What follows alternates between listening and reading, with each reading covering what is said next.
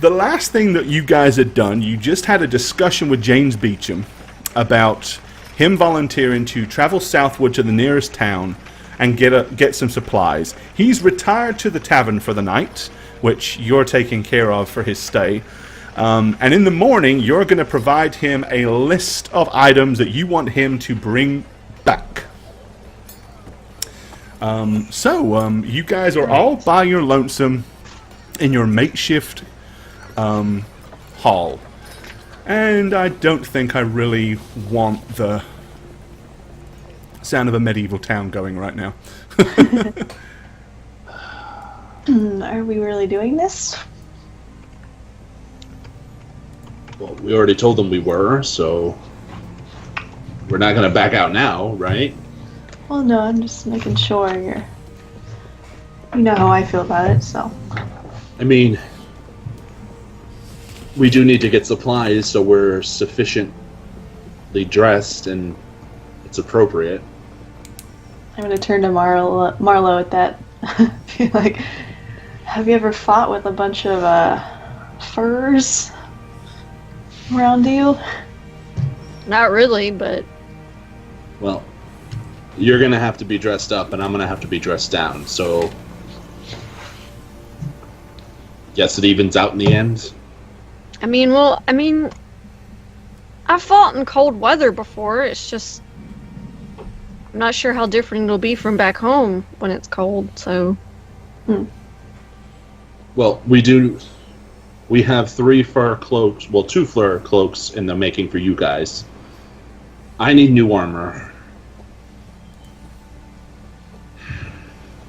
I'm just gonna sigh at that. You guys, we need fur and outfitting that'll be sufficient. So let's start coming up with a list, probably climbing equipment. Sure. Are you gonna be okay without your plate mail though, Rudderman? I will be... I won't... Well... That's a no. It seems like he's stumbling over his words a lot. But it needs to be done, so it will be done. Look, I will leave my plate armor here with the new governor. And I actually have an idea for a letter to write to back to Iridian, so... You do? What is it?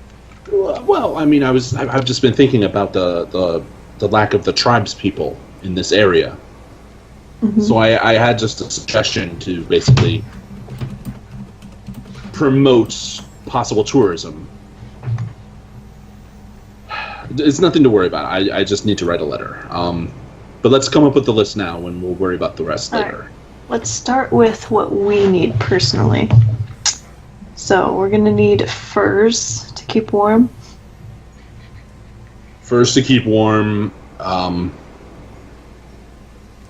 Adventuring gear, torches. How deep do you think the snow's gonna be? Are we gonna be able to walk in that? Remember, you're telling a guy what to buy, so you make sure you include quantities. Otherwise, don't be upset if you get 3 of everything. So 3 climbing furs. spikes. Or should we bring more furs, just in case we run into anyone? It'd be hard to carry. Well, we could wear 3 of them, carry extra. A covered wagon, I guess horses, right, to carry the wagon and for ourselves. Tarp to cover the wagon, unless it comes pre-covered. Right? How many horses? 2? You want to do 2? I was thinking 3 personally, but healthy, right? Do the horses need special shoes to walk in snow? Oh, little booties, keep them warm. Well, that's not a bad suggestion, Marlo. Why don't we try to get some snowshoes or something done? If they are needed. We'll get, a pair for each of us, and an extra pair, in case, right? No, apparently that's not the thing to do. No. Norman says no. Rope, climbing spikes, I don't know, 20 of them, 30 of them? Boy. Okay. Blankets, fine clothes, heavy clothes. That's the first. Fair enough. So more than that, right? Heavy clothes. blankets, a tent, a good many solid torches? tent. 20? I don't know. Light. Well, I can provide some light, not necessarily heat at the same time, but I can. Oh, I guess I would still have that coin that he. I Kindling. didn't think about that. I need to put that in my equipment. Kindling of firewood. I don't know how many trees are gonna be out there. We could try for firewood. He wanted a keg of rum, I remember, right, to warm ourselves to the people up there. Yes, rum and green ale. Oh, was it green ale? Grain ale, yeah. We're gonna need some shovels, Shovels, pikes, or pickaxes or something. hose, Food. seeds, Seeds, yes, good. I like it. rations for us. How many rations? Oh god. Rations for 4 people, and he said, how long did he say it would take, Core? He didn't. He said that. He said it would take like a month to get up there. I remember. I don't think he actually said how long it would take you to didn't get say up there. how I long think it he was said gonna how long it took him to get down. I might be wrong. Rations for 4 people for the trip. He knows the duration. Yeah, just Okay. soap. Soap. I'm gonna look at Kia. Trying to be funny right now? Obviously, Kia will test it out to make sure it doesn't turn your water to acid. But I would like to be clean. We are nobility and, quasi Fine, important. I will let you test it first, but I'm not touching it till it's tested. That's what she Ink, said. parchments, some flint and steel, maybe a chest to store valuables, right? And a lock, like a solid lock. I know I What have did you one. say? HS? What? A chest. HS. Okay. Pots and pans, right? I mean, Okay.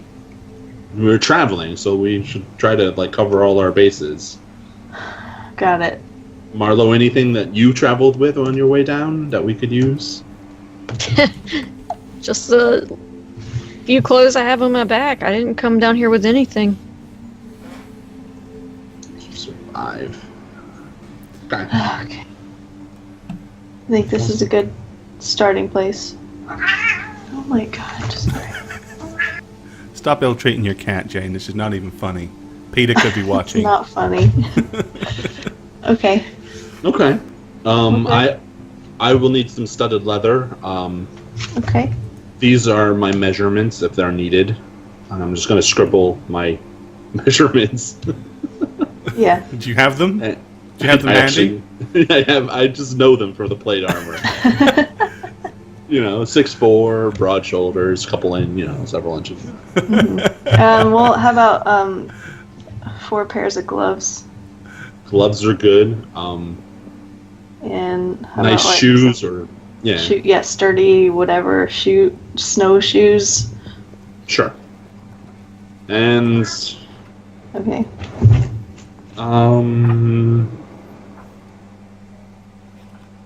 an armor stand. We get him to bring an armor stand up An here armor stand. No. to put my plate armor on. It has to go somewhere. You can just shove that in the chest. No, I'm not taking my armor with me. I'm leaving it here. So we Oh. need it to display. You don't need to Have you display decided your where you want to armor. display it? Huh? Have you decided Someone's where you gonna want to display steal it? it, Radovan. Here in the town hall when the governor arrives. Okay, so you What want if to you have it end up like needing it? you want to have it sitting in the corner over there? It'll be a place for people to come and be like, ooh. Are you sure like, you don't want to bring it? I'm not bringing plate Store armor it up in into the the frozen chest. north. Well, what if you need it though? I will have my studded leather armor, which is what I am going to wear when I go up there. Don't worry about it. Look, it's just armor, and it is all a part of my plan for Rockhelm's I prosperity. saw how hurt you got when we were just fighting those orcs. Well, yes, because, we all were doing our own thing. We should probably just try to work together next time, so... You got hurt? Yes, I healed got myself very hurt. before you got to see it, Marlo, but I was near death, so I'd like to not be in the future. I was up against an entire orc regiment, so... Sorry, Yeah, this but- bastard to kill the bastards. Should have been. All right. So do you actually have that list written out? Yeah. Okay. Alrighty. So you've written your list. Then what do you guys want to do? If there's nothing else to do, just continue our term, right? Yeah. Yep. So you're going to retire at this point to your house Yeah. and meet Beecham in the morning, and I guess you're going to go ahead and finish out your letter. I'll write my letter tonight, yes. Alrighty. Okay. So let's go ahead and move you over to Rockhelm then. To your house in Rockhelm. All right. Okay. So Radovan, you go to your room. You're writing your letter. Do either of you wish to do anything, or are you just going to rest up? I'm going to rest up. I got nothing going on. I think me too. Okay. I'm gonna stay up a little bit longer than usual. Gonna just go over what I need to do with the guards. They're gonna have to buckle down and do some more training and everything since I'm leaving soon. Okay, so you're going to come up with a... I mean, you promoted that guy to captain. Unfortunately, he's dead now. So you don't actually have anybody of experience. Well, I'll take that back. You actually do have those two young men, and I say men in the loosest possible terms because they were in their late teens, that are still alive and were properly, officially trained as guards in Iridian. They're just very one young. of them's boys is gonna have to drop a little earlier. One of them's fixing to have to man up Yeah. and train the 6 townsfolk militia. Okay. Alrighty. So you take care of your business. So following morning, what do you want to do? You want to wait for James Beecher to come to you? You want to go to the tavern and turf him out, or what's the deal? I'm going to go to the tavern to seek him out with the list, and I'm going to say I need to find a messenger in the town to go to Iridian. Okay. And you're going to see that I have a letter sealed in my hand. All That'd be right. Well, Carl. let's take you to the Rock and Trader then. I need to resize. I think I would James just a pop tad. out and go with Radovan as soon as I heard somebody was awake. All right. Yeah, I mean, I always wake up the last anyway because I put on my armor. Right? Yeah. So Okay. that's like a whole ordeal. All right. So you guys head over to the Rock and Trader. Once you arrive there, what do you want to do? Grab a seat, unless we see James first. James is up at the bar. Okay. Looks like he's just about finished eating a hearty breakfast. I'm going to wait for Barlow to find a seat so that she would like, knowing her history here. Yeah, not that table. Go over here. I'll And grab I'm- a seat to see. Maybe I'm gonna wait for Radovan to grab him. And I'm gonna gesture for James if he sees me to come over when he's done. All right. Yep, so James heads over to your table. Morning. Good morning, my lady. I trust you all slept well. I trust you did the same. Well, to be honest, not particularly well, but, What's That's- the trouble? well, used to the rough, hard ground. The mattress was a little too soft for my liking. I ended up rolling over and sleeping on the floor. Oh. Never mind. So, you wish me to travel southwards and acquire supplies for you then? Yes, I'm gonna pull out the list that we Alright, have so and hand he's it going to him. leave from Rockhelm and travel south to Hemsdale, which which is a couple of days, basically. I'm gonna wave at Victoria. All right, she comes over. Could I get some coffee? Coffee? Haven't really got any of that, I'm afraid. Haven't had coffee in months. Tea? I can do tea. Anything to help wake me up. Why don't we put... Oh, a nice stiff cup of tea, yes. Why don't we put that on the list, just for the town? You can go and get some for this establishment while he's away. Does anyone ask for coffee here? Besides Marlowe? Not very often. But from time to time. But would they if they knew it was an option? Well, I must admit, I mean, everybody's come accustomed to the fact that we had a very limited supply. Well, let's try to get some for you. Well, I'm sure that would be most generous of you, my lord. And I will have just whatever James, Mr. Beecham had for breakfast. I'll have what he's having. Well, what he had, yes. He says, oh, well, I actually had 3 delicious pork sausages. Ooh. And that's what With some fresh bread, of course. Some eggs, maybe? We don't have any eggs. Haven't got no chickens. What do you got? Marlowe. Just some bread and cheese. Bread and cheese we can do. Actually, cheese was made fresh yesterday. Finally, now we've got a good supply of milk. Ah, you're welcome. Yeah, thank you, Victoria. You may go. Sausage and bread and cheese. And what about for you, my lady? Sausage. Sounds Sausage. Wonderful. Fair enough. All right then. I'll be Glance at right back. Okay. So, Mr. Beecham, we are here. Show the list. List. Wow, you can see there's quite a bit, and we are aware that that's probably a sizable gold requirement. So, could you appraise the list and maybe tell us how much we should give you to cover the expenses? I can have a guess, I suppose. And any that you might pay out of your own pocket, we will reimburse you for. Honestly, you know. Well, with everything you have here, Well, we'll give him more than he needs, Radovan, and he can keep the change. I would estimate, but well, horses, cart, wagon. You said a wagon and horses and all these supplies. I dare say we're looking at in and around 500 or more. Well, say no more. What does that translate to in platinum? About 50. I'm gonna reach into my pocket and just plop like 50 platinum on the table. There. Oh, I'm gonna give Marlowe back like some of that and say, let me help at least. I'm just gonna cross my shoulder, my arms. What do you have? I have what's on the table right now that you provided. All our past adventures, I was selling on posted money. I don't rightly have much to offer. So, Marlowe, we can split it. So, 250 gold each.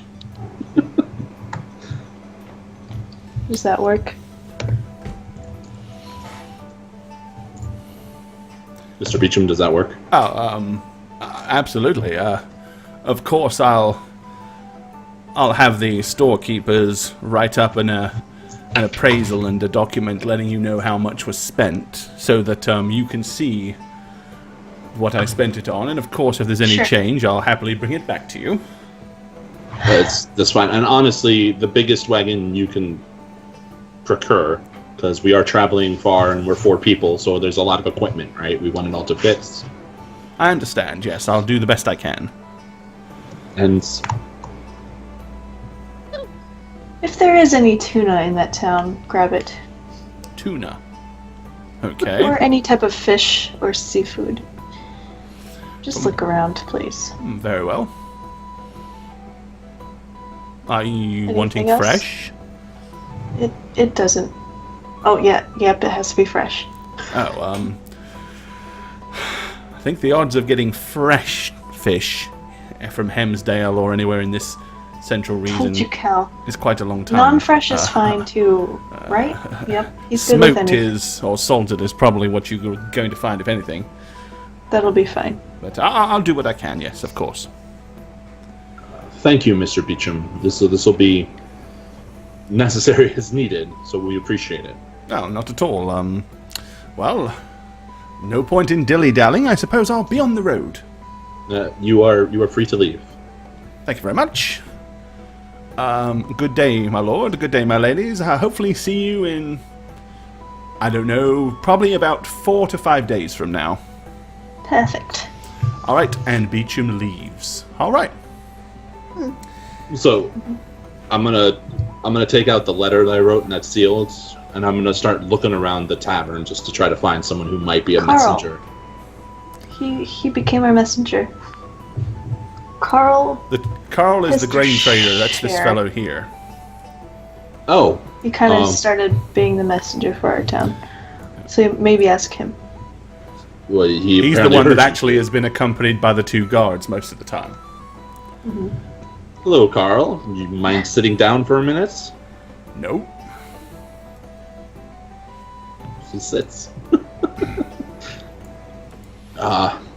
This letter I wrote last night, it's intended to go to the Vizier of Iridian, Tadros. Okay. It needs to just as quickly as possible. Nothing, no emergency or anything, just it needs to be delivered. You want me to take it? I would have, obviously for pay, but yes. Okay. Well, I'm going to travel all the way to Iridian and back. Who's going to keep checking all the livestock that I've been taking care of for these past week or so that I brought back? You have no assistant or someone to I that have helps my you? son, but as mentioned before, he's quite young, and while he's a capable lad at helping around the farmland, I wouldn't trust him to do it all by himself.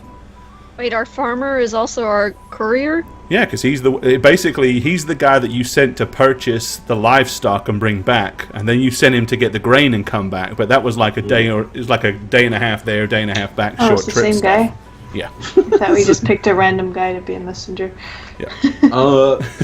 Well, if that's the case, is there someone else here that could be the messenger, so you will not be put out with your livestock, because that is vital to us. Well, I wouldn't rightly know. Well, we need to find a well-traveled person, apparently. Maybe, as a suggestion, you might inquire at the trade hall to see if any of them are fixing to head back and restock in Meridian. They could, they could deliver it. What about the Perhaps that not the weapons dealer. rapist, sorry. The rapist. The weapons You No, mentioned rapist. let's be honest now. Robert Smaldin was acquitted of this crime. Don't go getting yourself caught up in slander. I said alleged. Well, he is a lazy son of a bitch, right? I mean, but he's been to Iridium before, so... And he is in need of gold. Desperately in honest- need of gold. I don't honestly think I can trust him with this letter. We've been training him to be a soldier, so...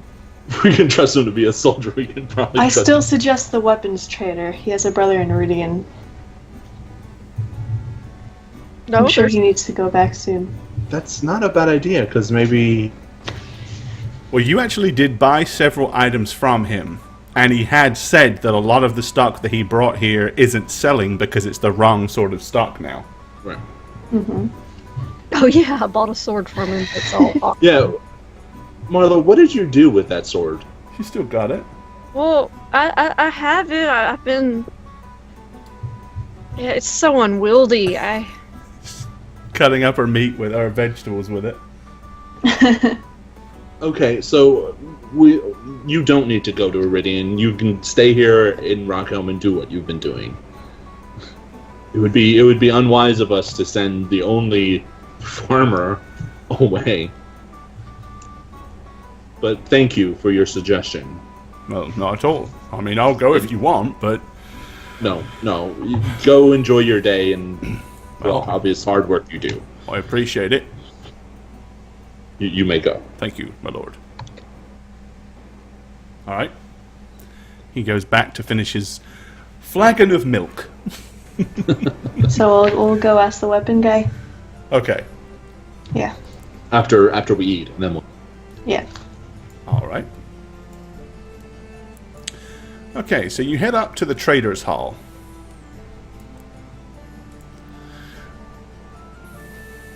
Marlo's already there, apparently.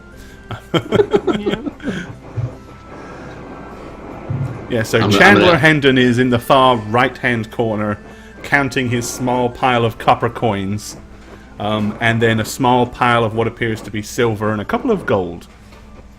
I'm going to turn to Radovan and say, question for you, Sir Radovan. Why do you need to send this in letter form? Why can't you just talk to him through your spells? So I'm actually just going to break my own seal and offer it for Kia to read. Kind of hoping it would answer the question for her. You know? I'm going to take it and look it over. Well, hang on then. Cool. There you go. And just for the sake of chat, do you want me to just read it out loud? Yeah. Go ahead. Alright. To Vizier Tadros Larishan, advisor to the king. As you undoubtedly know, I am currently stationed in Rockhelm. I can only imagine how busy you and the king have been since the war, and do not wish to be a burden. I do, however, have a suggestion that I feel will strengthen Arconis with minimal effort on our part. See, Rockhelm and the surrounding villages could use a bolstering of sorts. With the Harns Plains tribe gone, the lands have become barren and the local economies have suffered as a result. There are no incentives to travel north of the capital, and valuable trade is hard to come by. One thought is to encourage the citizens and nobles to travel. We can call it a royal pilgrimage. The memory of Prince Renathon Aurelian and what he died for needs to be remembered. A trip to the Panarian Ridge to remember him and the other fallen should remain fresh in minds. The sacking of Rockhelm and the lives lost there could also be a point on this journey. I will be leaving my plate armor in Rockhelm after I am relieved of the new appointed governor. This will hopefully help inspire people to travel and make up for the lapse in the tribes that used to live in the surrounding lands. With more people going on this pilgrimage, protection of the roads will be incentivized and everything can improve. Just think about it, please. It's only a suggestion, after all. Sincerely, Radovan Rainier. Okay, I'm going to, after I finish reading it, I'm going to look up at him. More than 25 words, as you can see. I thought she was going to say, I'm going to rip it up. I mean, What? So you think of displaying your plate armor, but you don't even ask me to display my cloak.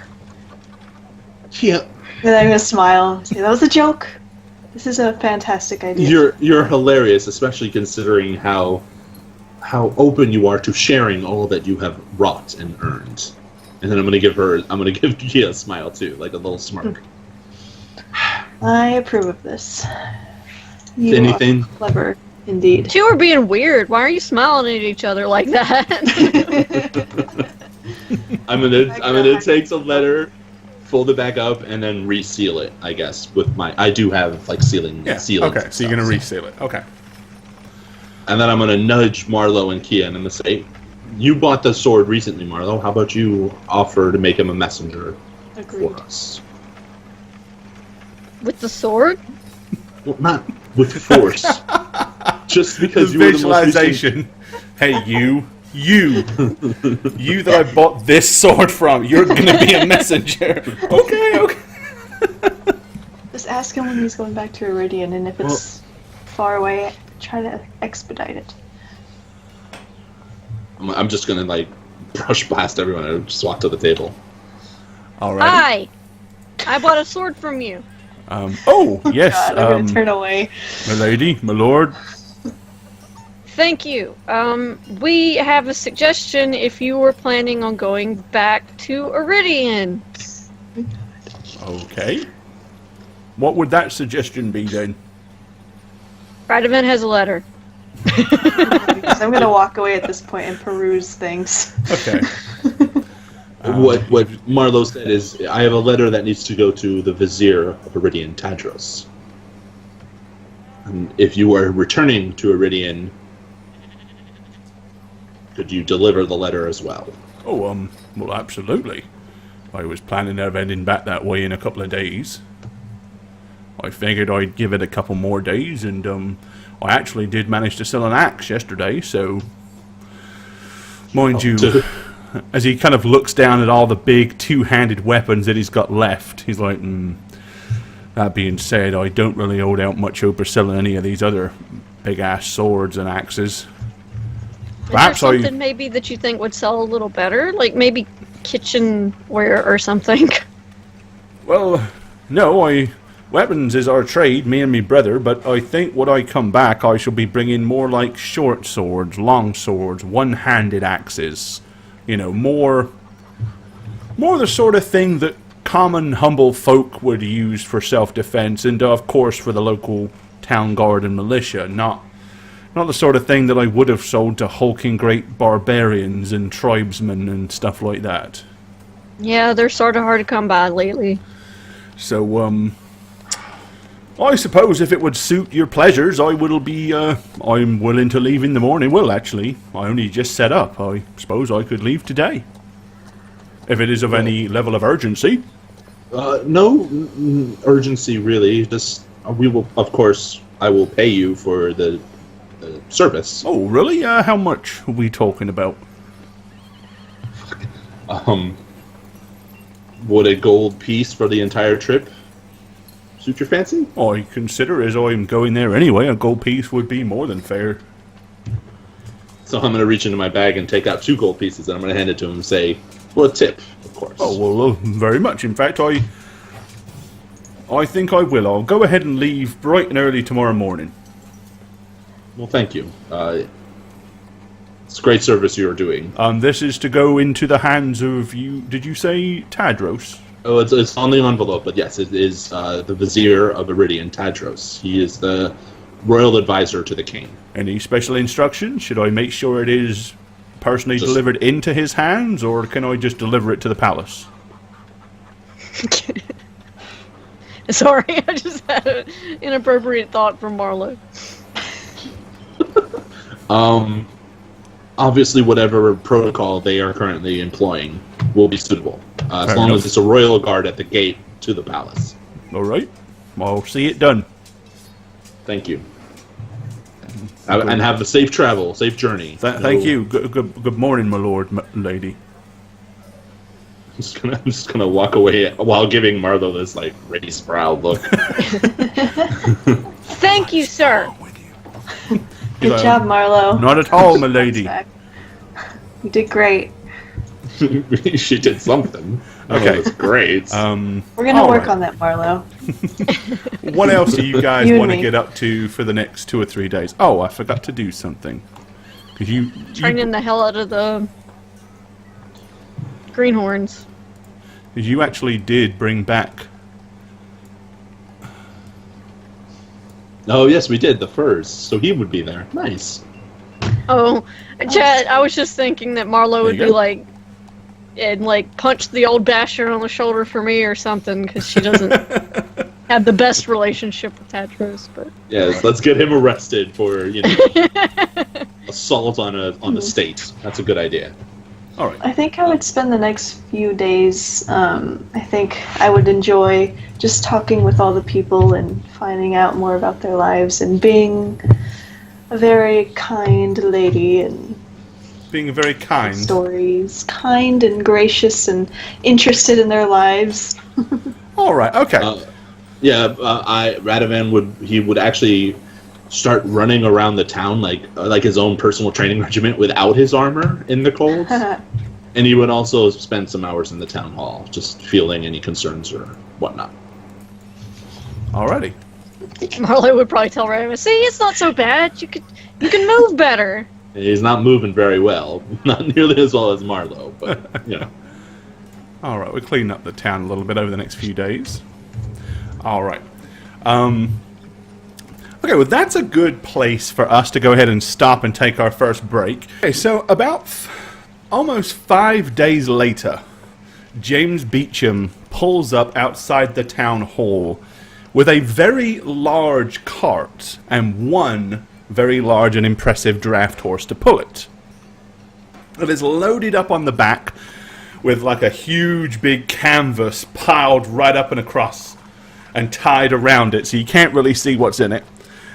He climbs down off of the horse and off of the cart and dusts his hands off. So, it would appear that horses are in short supply. This was the only wagon available, so I purchased the only horse that was really available that could pull it. But I think it would be more than sufficient to carry all of us northwards and all of the supplies. I asked for a wagon, nobody had one. So instead I did procure the largest canvas sheets I could, and spent a little extra and had them sewn together to cover the whole thing. I also had sort of a framework made up, so when it does get particularly cold, while I don't know that it would stand up as we were travelling, I think at least if we was to pull the cart over stationary, we could erect the framework, cover it with the canvas, and at least keep the cold wind off ourselves. It would certainly probably be better than sleeping on the floor. I'm going to go to the back of the wagon to see how much space is left over. I mean, with all the stuff that he bought. A significant amount, enough for all of you to be there. There's room So for someone would... Okay. Yeah, presumably would you're ride up front the horse. driving the cart. Yeah, or, yeah.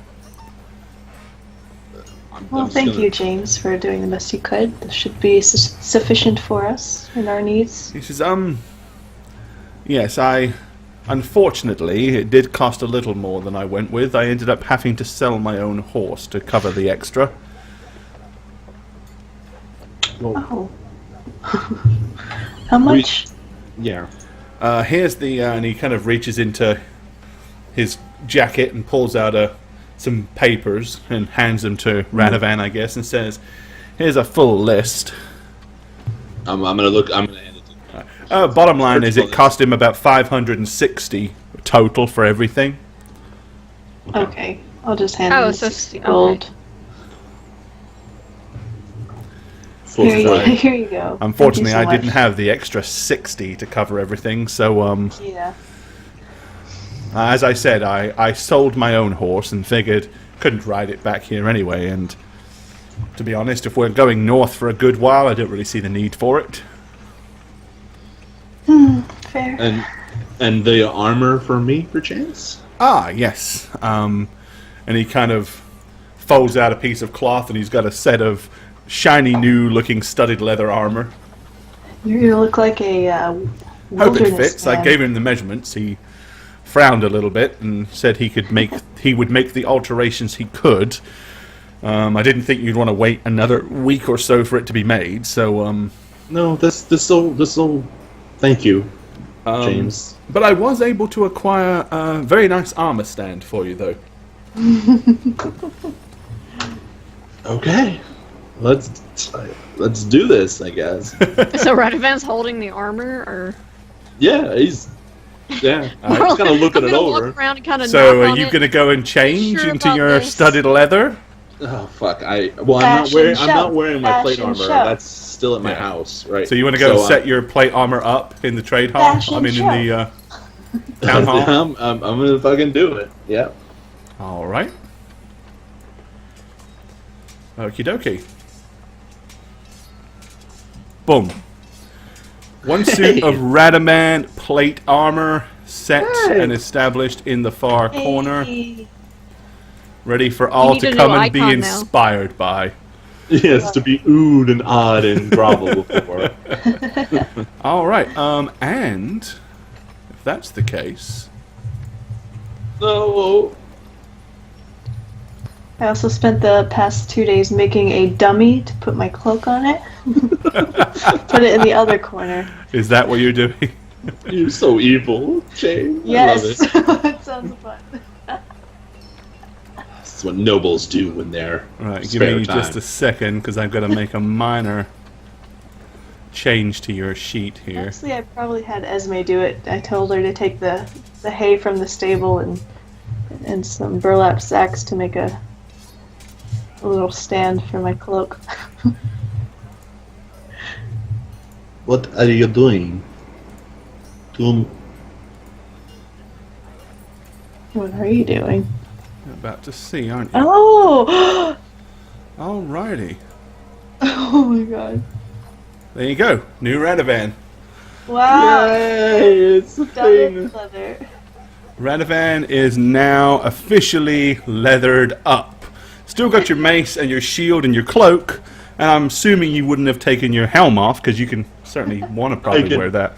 So there he is. Other than that, he is in studded leather. Please adjust your armor class accordingly, my good cleric.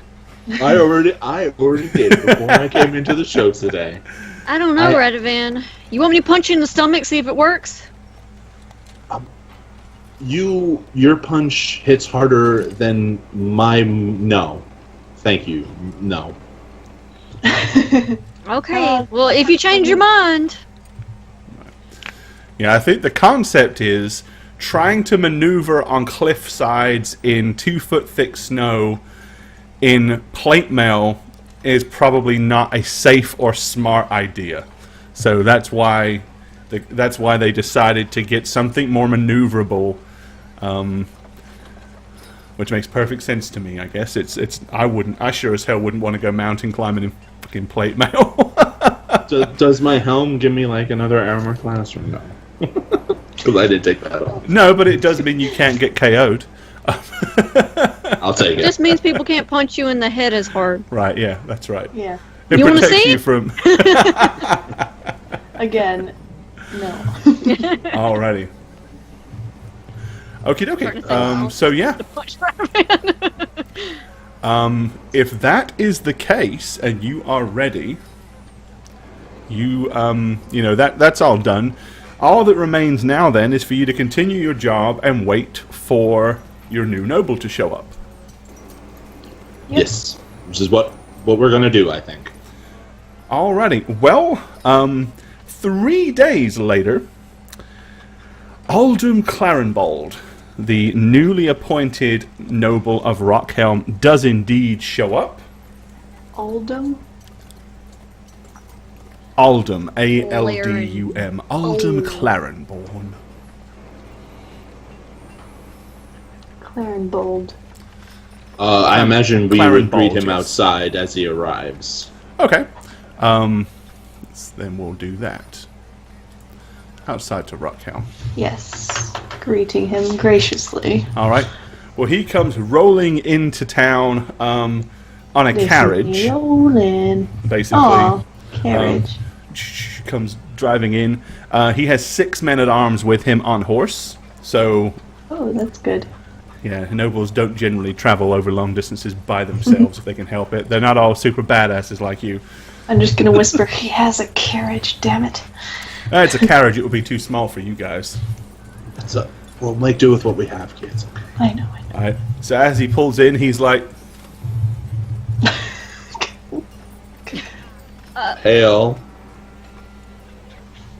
am I to Aldum. make the acquaintance of Sir Radovan Rinier? That would be me. Greetings, and I He hope looks you're... like he is probably about 70 years old. He my- has kind of thinning white hair that is pulled back super tight and tied in an almost effeminate looking bun on the back of his head. He has a very thin moustache that comes down to like a tiny pencil-like... It's not. You can't even call it a goatee because it's just like a line. I hope your journey was to your liking and not too It was not, cumbersome. sir. I'm sorry to hear that. It was long, arduous, and very cold. You see a bead of That's sweat terrible. drop down my face. Hello. I like your bun. My bun. Your hair. Oh, I can never get mine to do that. it's just for travelling. The wigs don't stay on in the cold wind. Perhaps, Wigs? Yes, of course, wigs. perhaps you would like to join us in the town hall that we have set up so we could appraise you of what has transpired while you traveled and settle your I affairs. think I'd rather see the accommodation that they said has been acquired and set up for me. I hope it's a Yes, satisfactory... it comes with a lovely maid. Oh, good. Yeah. A maid is that- absolute... Just the one? Just the one. Well, it's what we have been. Fine, She works fine. hard. Let's go about seeing the accommodation, and then I'll see the town hall. Fair enough. I'll right this way. I'm gonna gesture to the house we've been staying You, in. sir! And he points at a passerby. Come hither! Kind of walks up. He says, I'm Alden Clarenborn, the new ruler of Rockhelm. You will take my horse and carriage to the stable and see it well fed and well cared for. Yes, sir. Oh, hurry up! Oh, yes, I suppose I should depart the carriage first. And he clambers down. As he does so, he pulls out kind of like what looks like a dark-colored wooden walking cane. And then he wanders towards the three of you and stands. The accommodation? I don't know where it Yes. is. If you would like to lead me there, my lord. Right this way, my lord. And I'm gonna. I'll Give it offer like an a arm s- to see if he wants it to, like, hold on to me. He looks at you and goes, Thank you, my dear. And he Of course. happily puts his arm through. Okay, I will walk him over to the accommodations. It is indeed delightful to see such people with such good manners here in Rockhelm. Well, Another we- bead of sweat. The common folk, are they decent? They are decent. They're hardworking, and they're making do with less resources than we'd like. But we've been working at it in your absence. Yes, well, you can apprise me of all that you have done, I'm sure. Okay, so you take him to the house. He wanders in and says, Oh, this won't do, will it? Won't do at all. This is Still, the it's best the town clean, has I to suppose. offer at the moment. It's a place to start. Yes, like I said, we have. This is the best house on Things. I will in have Rockhelm. things brought, yes. Whatever you can to make it more homely for yourself. Yes. So you lived here in this house, did you? For how long? like a month. Right? You poor dears! To think that you had to Oh. lower yourselves to these kind of standards. Well, as you know, we acquired our positions, so Oh yes, something that I absolutely would never argue with about the king. You are, if anybody is worthy of earning nobility, I suppose. Who else but yourselves, really? why, thank you. That's much appreciated. Yes. The town hall, then. Yes, right this way, and I'm gonna open the door for him and lead him out. Thank you, my With- lord. I'm just gonna follow behind them saying nothing. We have reconstituted a building for the school in the town, and I'm going to point at it as we're passing. What? For what purpose is that, then? One of the citizens asked for a building that could teach the younglings Teach them what? Manners? history and others things and manners. Oh you know? no, they shouldn't be learning history. They'll start having ideas above their station. No, they should be learning how to till the good Well- earth and... Well, recent history, like the war that happened and the sacrifices from it. You know, I mean, we're Yes, thinking well, along those lines. I'm sure we'll make sure that endeavor continues. So this is the establishment, is it? Again, somewhat plain. I'm sure you can. Oh, but Dress it up I if do you like feel. the decorative touch of the suit of armor. Someone could have Yes. polished it, I suppose, before they put it here. But it's quite pleasant. Well, that was my armor, my lord. It was what I wore in the war. Oh, was it Or really? in the Oh. war. And with Yes, that, he kind of walks over, and you see him like looking at it up and down, and he reaches out and kind of touches it, and oh yes. So this is This armor has seen a great many battles. And my cloak will soon join the ranks next to it. I'm just gonna put my head. Well, I suppose, this will do. How have you been handling this, the ruling? I think, well, we have progressed greatly with livestock, grain, trading. We procured some furs and some livestock, like she said. Everyone seems happy and working hard. So, is Rockhelm self-sufficient, or does it still need outside assistance? That's part of the reason for leaving the armor here with you, wanting to inspire people to travel and commerce to begin. Trying to do what we can, because the tribes people around here are no longer here, so... No, isn't that wonderful? Oh, I was much more pleased when... I can tell you, I wasn't very keen on coming to Rockhelm at all. To leave my own home and travel here to... In my youth, I would have probably relished it, but in my latter years, this is not something I was really exciting about, but, I do suppose that once somebody better is found, I may be reprieved. I'm hoping to be here no more than a year myself. Well, the thoughts about the tribespeople aside, they were a sizable part of the economy here, and with them gone, that's part of the problem we've had to try to fix. Hence why I decided to leave my armor here to try to inspire people to come. Yes, why Rockhelm ever threw its lot in with those tribal folk and allowed them to help dictate its economy was beyond me in the first place. Still, not a problem now. We'll, we will make sure that Rockhelm does a much more civilized business going forward.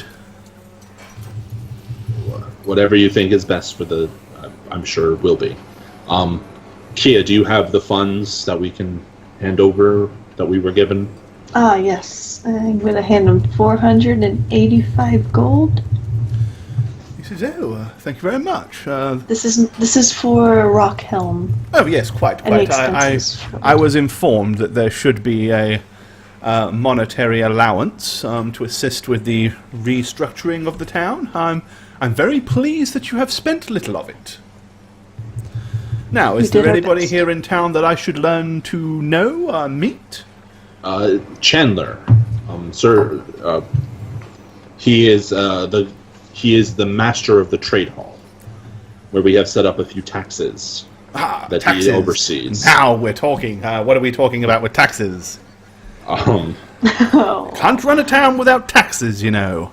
Well, 3 copper per day for a table and 5% of all sales. I know it's low, but we'll slowly increase it as we get more traders. I see. So it's just an initial incentment. Correct. A business incentive, as it were. Yes, and the governor of the trade hall, his name is Chandler Hendon. Very well, I'll meet him soon then, I suppose. Any other business folk of worth here in town? Obviously, I noticed a tavern. Does it? Yes. Well, the main barkeep, Samuel. You'll want to meet him, get to know him. Very well. And Esme is the maid of your home. Very well. I'll definitely have to meet her before you wander off. Do you know when you'll be leaving? Of course, stay as long as you like. I'm not accustomed to sharing my accommodation with folk I don't know, you see, so I will of course be expecting to move in this very day.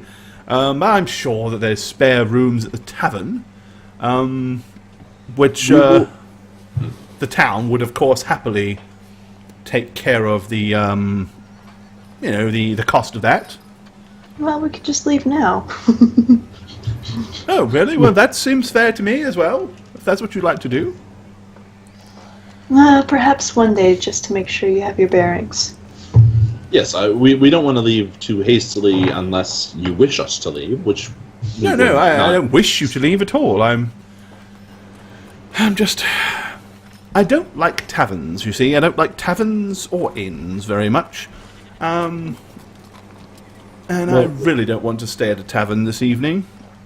The house is obviously yours. Don't worry about us. Well, that's very gracious of you. I thank you very much. I am to understand... I'm so pleased you understand. I am to understand you have 6 guards with you that you came with? What I counted yes, correctly. Yes, I do. We have... They were very expensive, actually. Well, how much does the town have, Marlo? What, we have 6 ourselves? You have 6 militia and 2 actual guards. 4 are dead. Oh, yeah. 6 poorly trained militia at that. We have 6 poorly trained militia that we have been working on. Marlo has been working quite hard with, and 2 guards from Iridian. So don't call them poorly trained. Well, it's true, Gia. No, I mean they still have a lot of work to do, but they're... Marlo has been whipping them into shape quite well and quickly over the past month. Don't worry, I'll have my men-at-arms resume those duties. We'll have them ship-shape in no time at all. And Great. Anyway, Chandler will be the person who will answer any of your questions. He knows this town as well, if not better than us. Well, it has been a very long day. I think I need to retire for a few hours. I'll meet this Chandler person this afternoon. Send him to my new home around lunchtime. Oh, very well. Have a good day, my lord. Thank you, my lord, my ladies. Once I am better fitted, if you're not leaving till tomorrow, perhaps you might like to at least join me for supper this evening. Yes, please. Afraid I haven't been able to bring my cook here yet, but A cook? Rather, Yes, we would love to. I'm gonna kind of kick Marlo in the shin. Excellent, excellent. I did in fact manage to bring a couple of fine bottles of port with me, all the way from Canduin. So, perhaps we will be devilishly cheeky and open a bottle. What say you? That sounds Devilishly cheeky. Sounds fantastic. Thank you. Excellent. Well, I'm going off to take a nap now, in my new home. And you said the skivvy's name was, what was her name? Her name is Esme. Esme. Very well. I will have her change the bed sheets and I will take a nap. Esme Palewater, yes. Okay. Palewater. Sleep well. Yes, I've met a few pale waters in my time. Common. Never mind. She can be trained. Good day. As soon as he leaves, I'm going to exhale. That was so difficult. How do we do? I think we did pretty well, things considered. I wanted to make fun of his voice so badly. I know, Kia. I know, but you restrained. I didn't. Marlo, head on the table. Are you okay? are we really leaving this place to that guy? God. Look. This place is gonna crash and burn. No, would you never? Marlo, would you rather not have him replace this town and stay here and train guards, or do you want to travel to the north and possibly punch things? I want to travel. It's... Then we gotta make do with what we're given. Just breathe easy. I'm sweating and it's cold. I'm sweating and it's cold. Well, you shouldn't have put your cloak on the stand. Unless you It wasn't did it, from being hot. It was because I wanted... Look. Never mind. I don't think I've ever been so quiet.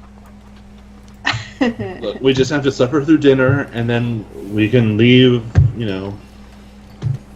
early the next day. How's that sound? Speaking of, why do we have to eat with him?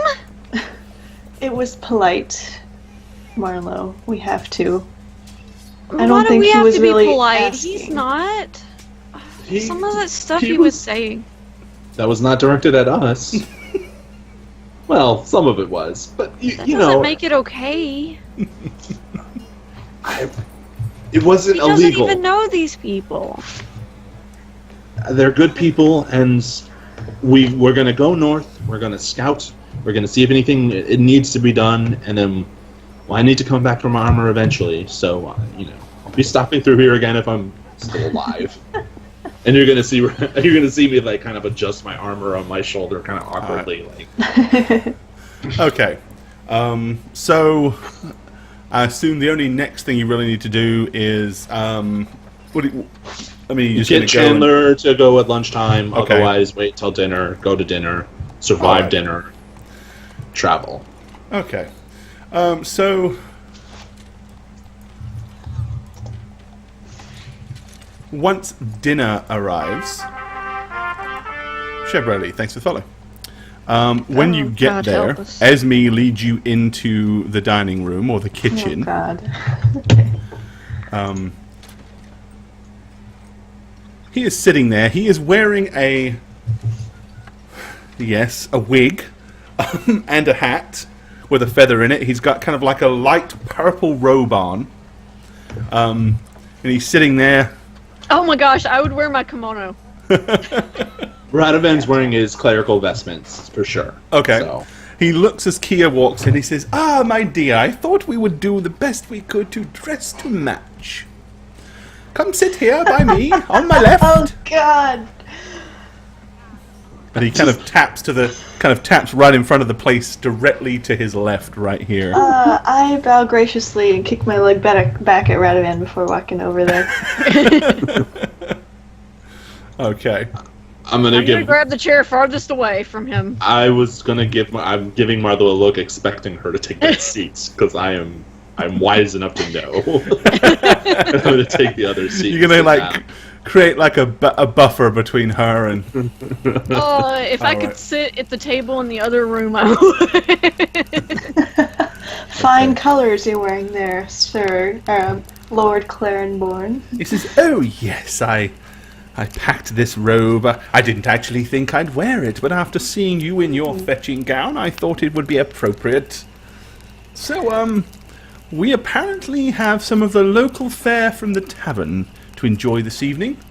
Fantastic. Yes, I understand that, some beef steaks have been cut for us, Oh, and some that is fresh vegetables." phenomenal. Sounds delicious. I'm gonna look pained at the meat. He says, "Now then, and he reaches under the table almost, and he says, "Close your eyes. Go on, close them. Close them. Come on, close them. Close them." Alright. I'm gonna close my eyes, but underneath the table, I'm gonna have my fists already. Okay. 'cause- And with that, he's like, suddenly, "You can open them now. Here it is, just as I promised." Oh, said, the "Ah." alcohol. Oh, the ports from Cantowin. Oh, Yeah. Yes. I brought some of my crystal glasses with me as well. cool. And he puts out 4 beautiful crystal stemware port glasses. And then he slides the bottle over to Radovan and says, "Would you do the honors?" I will, and I'm gonna do what needs to be done. Open the bottle, pour it. Okay. With a nod, like a respectful nod, hand him the first glass that I pour. Okay, he picks it up, holding it with 2 fingers.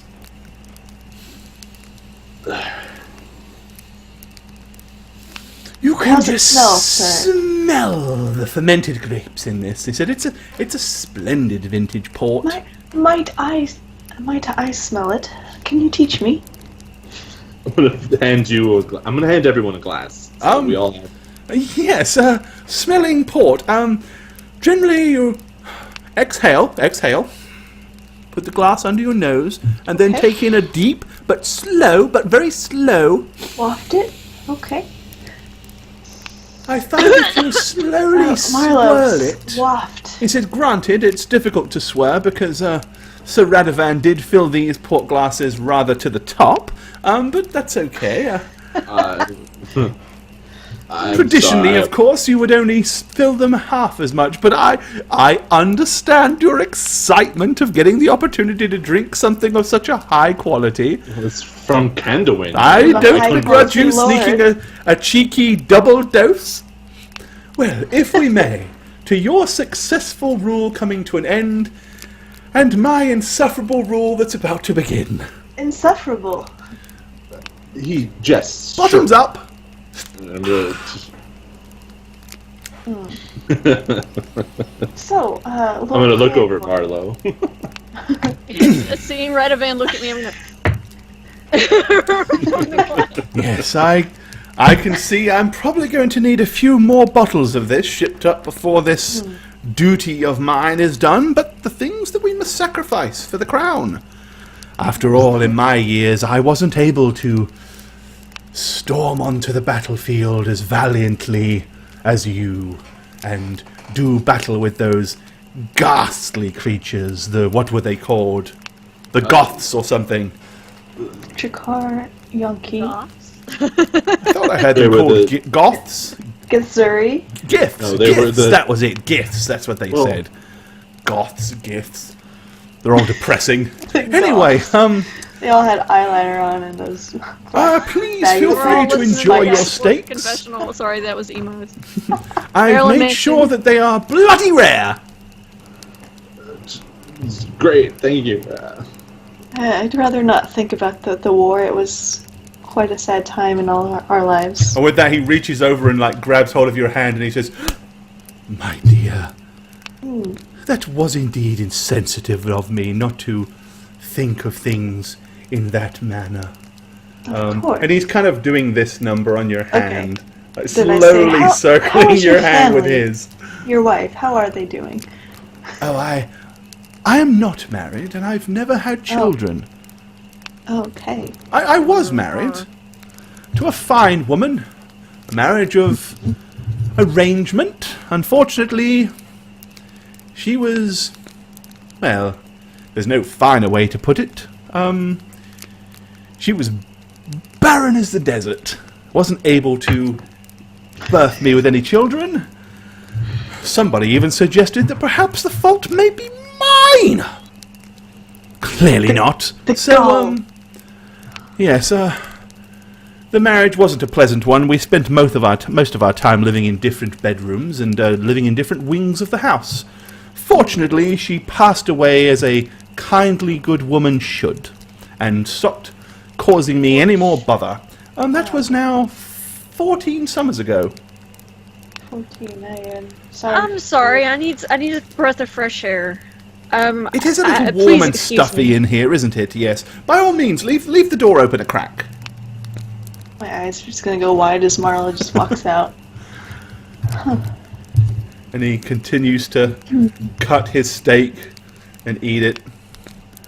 He wasn't kidding when he said it's bloody rare. It's literally just slightly God. seared on both sides, and Yeah. I'm almost playing with my food. I'm cutting it and taking little tiny bites, but I've gone quite silent at this day of I'm my gonna life. do my best to try to get my hand away from his, as if I have to. Use oh yeah, it he's to let get my go now. cut. Now he's started Okay. cutting up his food. He's let go of that, and now he's sitting there making sure he chews every single bite of steak 30 times exactly. Okay. Which means it does take an insufferably long amount of time to eat his food. During which, other than kind of point towards the port bottle and indicate you're welcome to have more, he doesn't really say much else. Until he's finally finished with his meal. I'm gonna make sure everyone stays topped off with but not fill it up as much as I Okay. did. Radovan, would you mind checking on Marlo? Yeah, she has been gone rather a long time, and oh look, her food's gone cold. And No. funny enough, as they're saying this, I'm going to come back in. She says, "My dear, unfortunately your food has gone cold." Oh, that's all right. I don't mind. Yes, it wasn't that good, to be honest. It was a little tough and under-seasoned. Never mind. What can we expect from tavern folk? Well, It has indeed been a very busy and very, very difficult and tasking day for me. So I think I shall retire early. Well, we will thank you for your generosity as a host. If I may get the keys to the house from you? I'm going to slide my copy over. Takes it. There it is. Thank you very much. If you have any belongings still to remove from this hovel, please go ahead and do so. And then I shall retire. Yes, sir. Thank you. Do you have any time in mind for your departure tomorrow? I would like to see you off, as is customary. We are... What time do you wake, sir? Oh, usually not far into the day. Mid-morning, usually I'm up and about. Let's go early morning then. We don't want much fanfare at our departure. No fanfare, but it would be good for the it would be very good for the people of Rockhelm to see you shake my hand and us depart from each other in friendship, so that they know that you approve of the man that is now going to take your stead. It is custom, so we will depart mid-morning. Excellent. Well, damn it. I will come and find you when I am up and about. We'll sleep well, and thank you again for the dinner. And I enjoyed the civilized company. Yeah, I'm in the foyer, like laying down there telling Cal this dude's such an asshole. Yeah, Cal just looks up and smiles. And as Kia walks through the door, he says, I can smile. Get that steak. Well, I have to go back in. Get it! I'll get it. God. And with that, No, Cal... no! No, and rush back in before you get in there. Excuse me, Lord Cairnemoore. Yes? I have a strange request. I'm sure it's not going to be that strange. Well, I have a pet who enjoys very rare steaks, and I was wondering if I could take the rest of Marlowe's there. Oh, by all means, take it. Thank you. I'm going to take it and wrap it in a little napkin. Skedaddle out of there. All right. Thank you. Nice colors again. I just, as you return in the foyer, I just have my eyebrow completely raised. Like, All right. Cal climbs up your cloak and jumps into the bag. I can't believe I did that. That was embarrassing. He says, "What? It was a perfectly good steak, and she was just going to leave it there." We'll talk later. All right. Okay. So you guys depart. I guess you're going to get a room for the tavern for the night. yep. Yeah. Alrighty. So. Get up, pray, and get the fuck out. Say goodbye, obviously, and shake his hands and bow to him and leave in friendship. Yeah. Okay. So I'll yeah, give him one wink it's for about him. mid-morning when he finally emerges. He comes wandering over and stands outside the tavern. And then Okay. and he points at a local, he says, "Fetch everybody out from inside the tavern. Oh, and the trade hall. Fetch them all out. Come on, fetch them out." And within about 10 or 15 minutes, everybody is sort of like grumbling and emerging, looking rather puzzled and confused and like, Oh, This poor town. I know.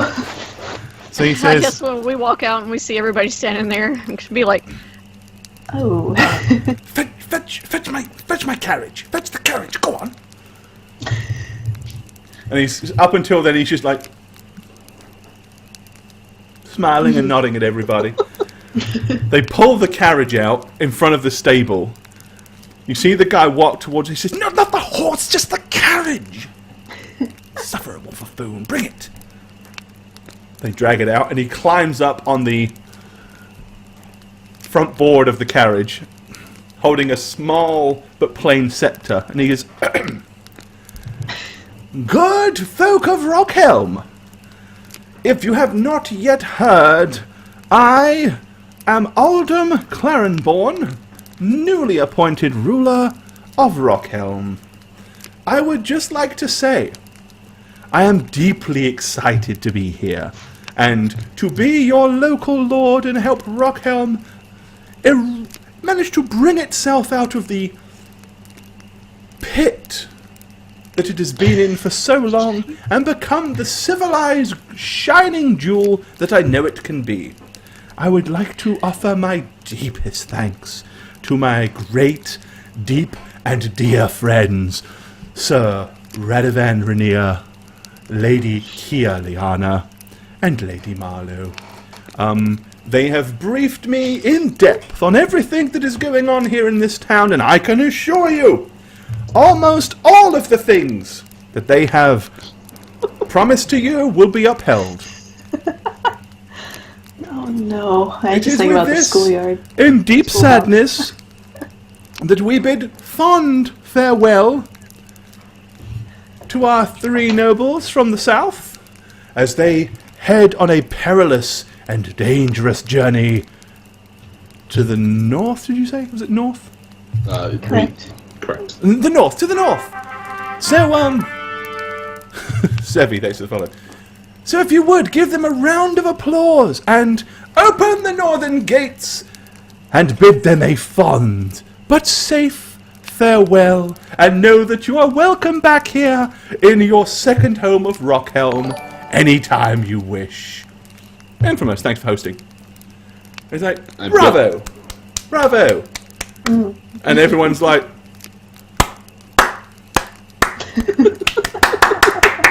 and they start clapping as if they really have no clue.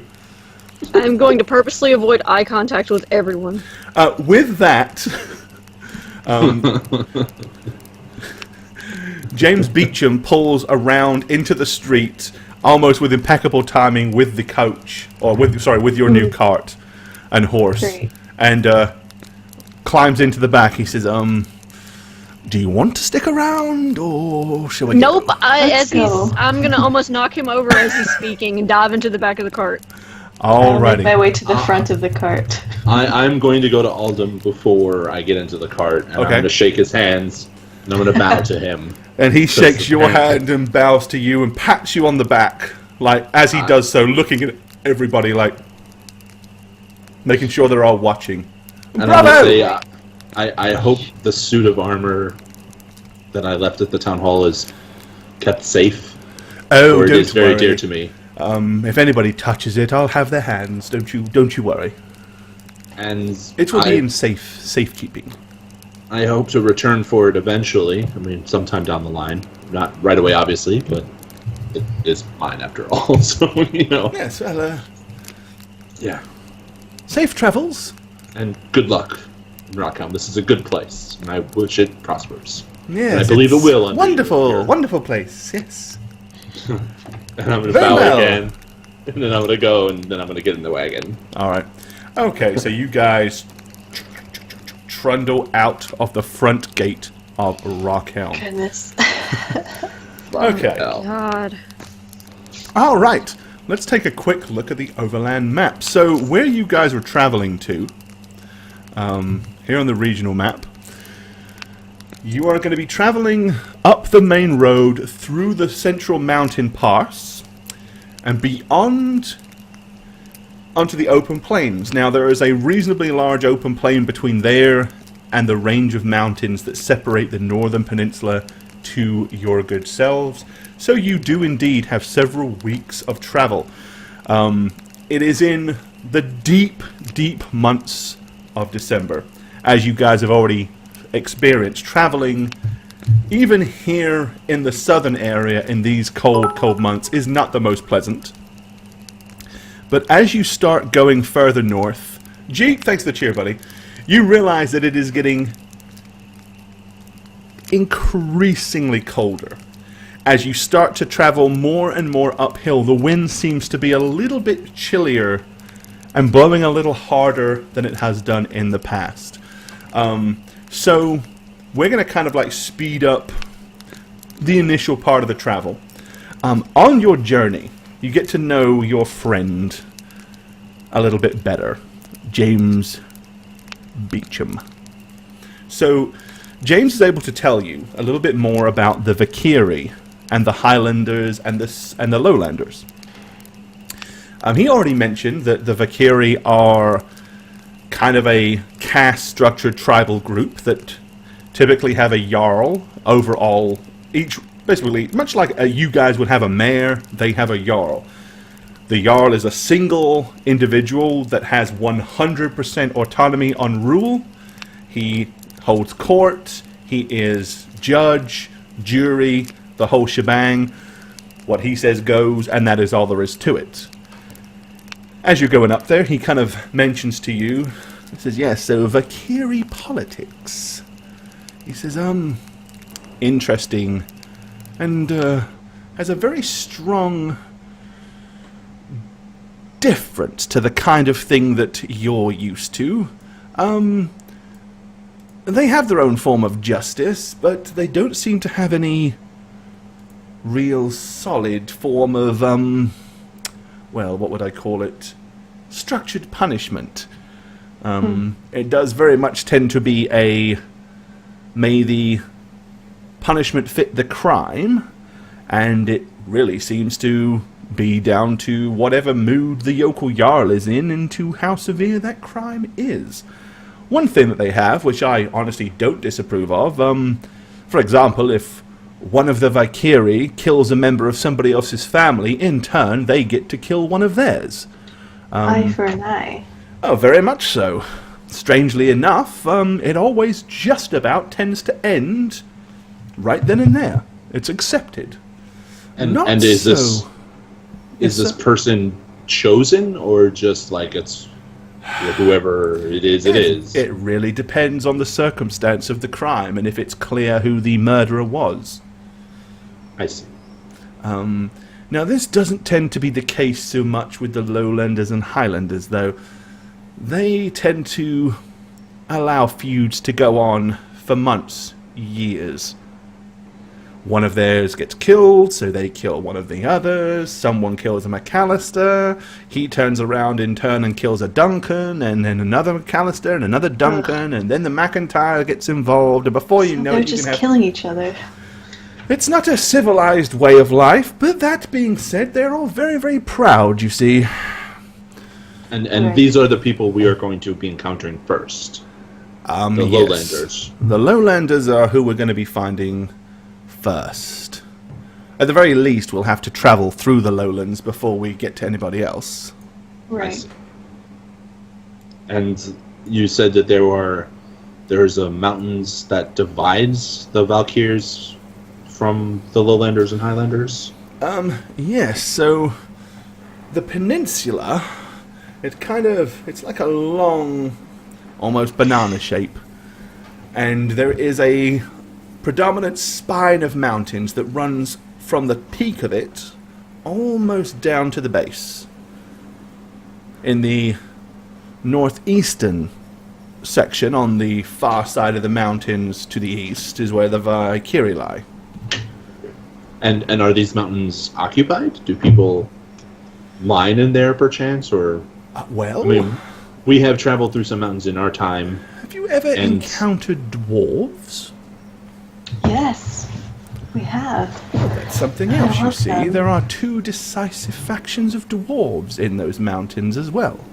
Oh, On friendly terms with each other and the other parties? The dwarves tend to have their own rules and their own forms of society, but again, we're dealing with two separate factions.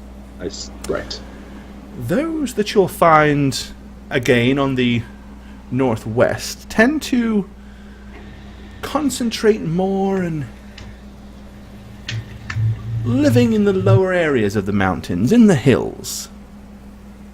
They seem to be content to mine, but predominantly they're smiths. They're skilled craftsmen. They're interested in ore and making weapons and things like that.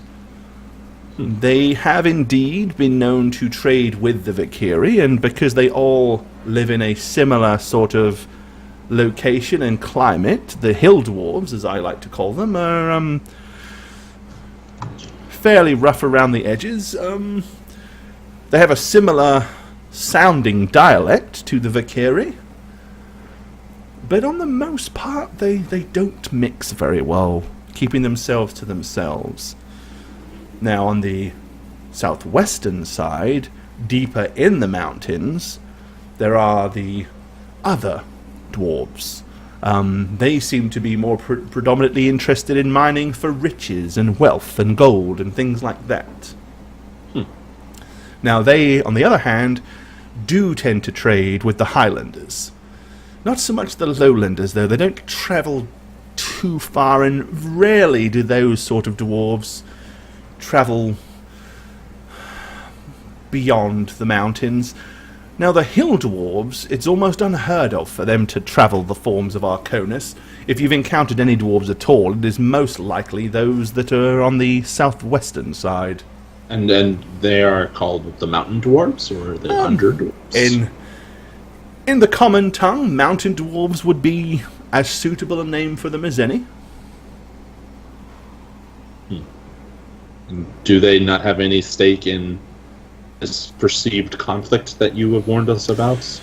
Well, again, they tend to keep themselves high up in the mountains, and dwarves tend not to want to get involved in human politics. Makes sense. Mm-hmm. We have encountered a band of dwarves that were one of which was royal. He helped Kia and myself. They helped a couple of years ago. They actually saved our lives. And where did you encounter those? Far east or west in the Tri-Crown Mountains. Yep, the Tri-Crown Mountains. In the Tri-Crown Mountains, really? They travelled that far? As I said, those dwarves are known to go on various expeditions in search of greater wealth, and there are small pockets of dwarves in other areas, but make no mistake about it, the indigenous homeland of the dwarves is the northern peninsula where we're going. But if you did indeed have the assistance or lend aid to, or whatever it was that you're talking about in regards to, and you said one of them was a noble. We met them, was it Skeldergates, Kia? We met them in a tavern. It's been a while. Apparently there was a prince, one of their princes was cursed, and would turn into this, for lack of a better word, phase-shifting beast. Oh, right. I don't want to think about that whole thing. And we helped them put the prince to rest, and in exchange they traveled with us. Now you see, that's information you do not want to forget. The Mountain Dwarves take the rituals of burial very seriously, and they take their nobility very, very seriously as well. They are known to hold grudges for decades or centuries, but at the same time can offer gratitude and thanks to people in greater bounds. That could be of very useful information should we encounter the Mountain Dwarves, for sure. Well, we befriended the cleric that was with that party who performed the rites of burial after we dealt with what we dealt with in the Tri-Crown Mountains. Well, good. Almost at the cost of our own lives. Well, if you are able to call yourselves friends of either their priest or the noble lord himself, then I feel that would put us in very strong stead. And if that should become of a benefit to us, then it should definitely be a card that you keep in your top pocket, but be willing to whip out and play if necessary. Yes, I will be perusing my old writing to see if I wrote anything about the name. Do you still have your Radovan's memoirs? I actually gave that away, but I don't think I wrote. Oh, that's right. You gave it to the bard, didn't you? So he could. Yeah. All right. Well, you continue traveling north.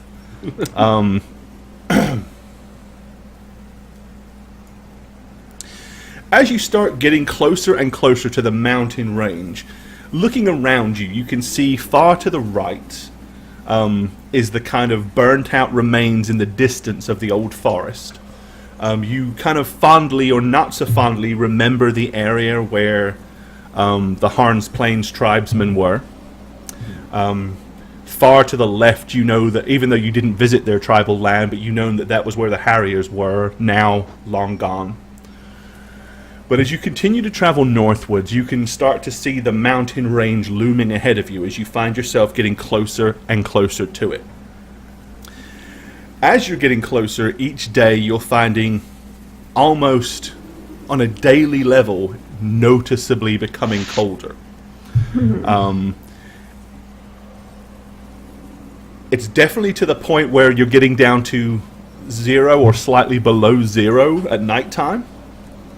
At the most, you might hit low 30s, mid 30s during the day. Yeah. And it is about now when you're relishing the fact that you did bring big, warm fur clothes to wrap yourselves in. You have your gloves, which really makes a huge difference, especially for whoever happens to be holding the reins of the wagon, because keeping your hands in a still position like that, even with the gloves, you're finding yourselves routinely having to rub your hands and blow down into the cusps of the gloves to keep your hands warm. Probably create some fire in my hands once in a while. That went that pair of gloves. Oh, crap. Okay. As you get closer, so your friend says to you, now, about this mountain pass. I traveled by myself, predominantly traveling as much as I could at night and sneaking my way through. I'm not a noisy fellow, and generally speaking, I've always been blessed with the ability to travel quietly. When we get to the old fort, it has been long since deserted. I traveled through the open gates because they've been left open. I didn't peruse the place itself for much of any length of time, but it is still intact. As I said, there's nobody living there now, so we'll travel through those northern gates and then up through the mountain pass. My only concern is it has been a good while since anybody civilized traveled there. It has been even longer since there was any guards manning the fort, so it is entirely possible that as we travel through the mountain pass, we may incur the attentions of unpleasant things, seeing as we are, in fact, on a massive horse and cart, and the chances of hiding ourselves is slim to none. Well, we have A scout. well, we have been here before, not through the pass itself, but we did, travel along the mountains to the right to starting, and then through the undergrounds, where we lost a friend and guide, Who the name had of her Shara. arms ripped off.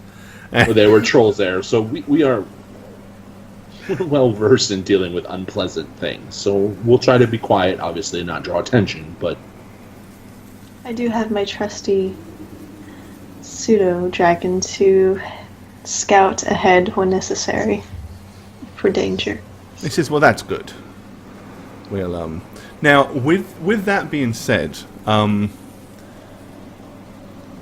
as you're getting closer to the mountains, it is not uncommon during the day for the winds to be 20, 30, 40 miles an hour winds, of which Cal does not mind telling you is not good flying weather for a pseudo-dragon, and he has no intentions of trying to fight those kind of headwinds.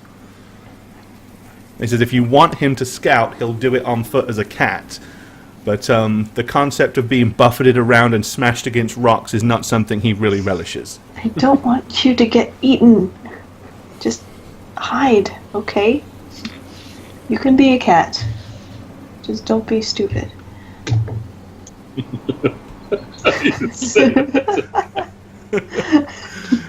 It's funny because I always I'm just- visualize, because the that's more conversations, coming it's out of, always, Cal always talks love. with telepathy to Kia. Yeah. And I always imagine Kia answering with her voice. So there's these Right? weird one-sided conversations that just crop up out of nowhere. All right. Well, you continue to travel. You're probably no more than about a day and a half away from the foothills of the mountains and the entrance to the pass.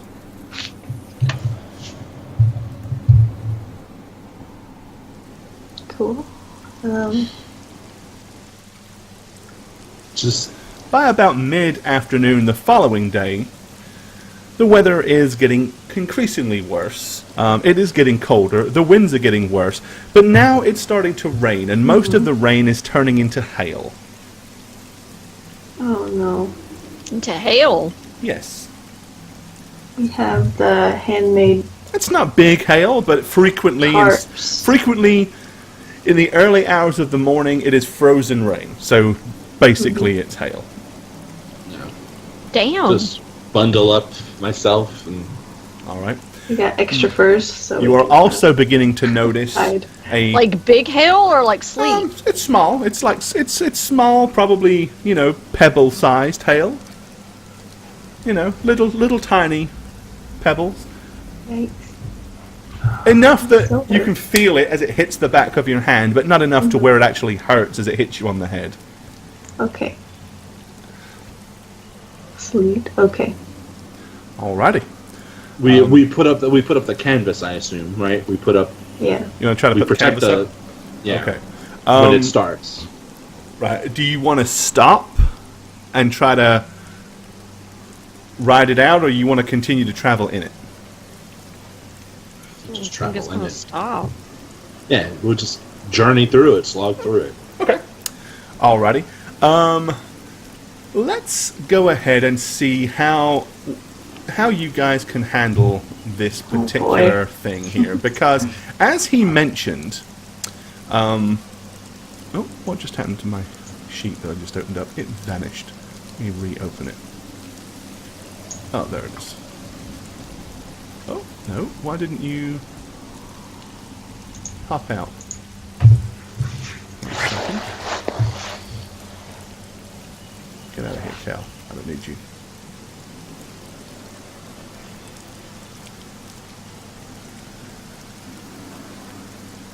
There we go. That's better. Okay.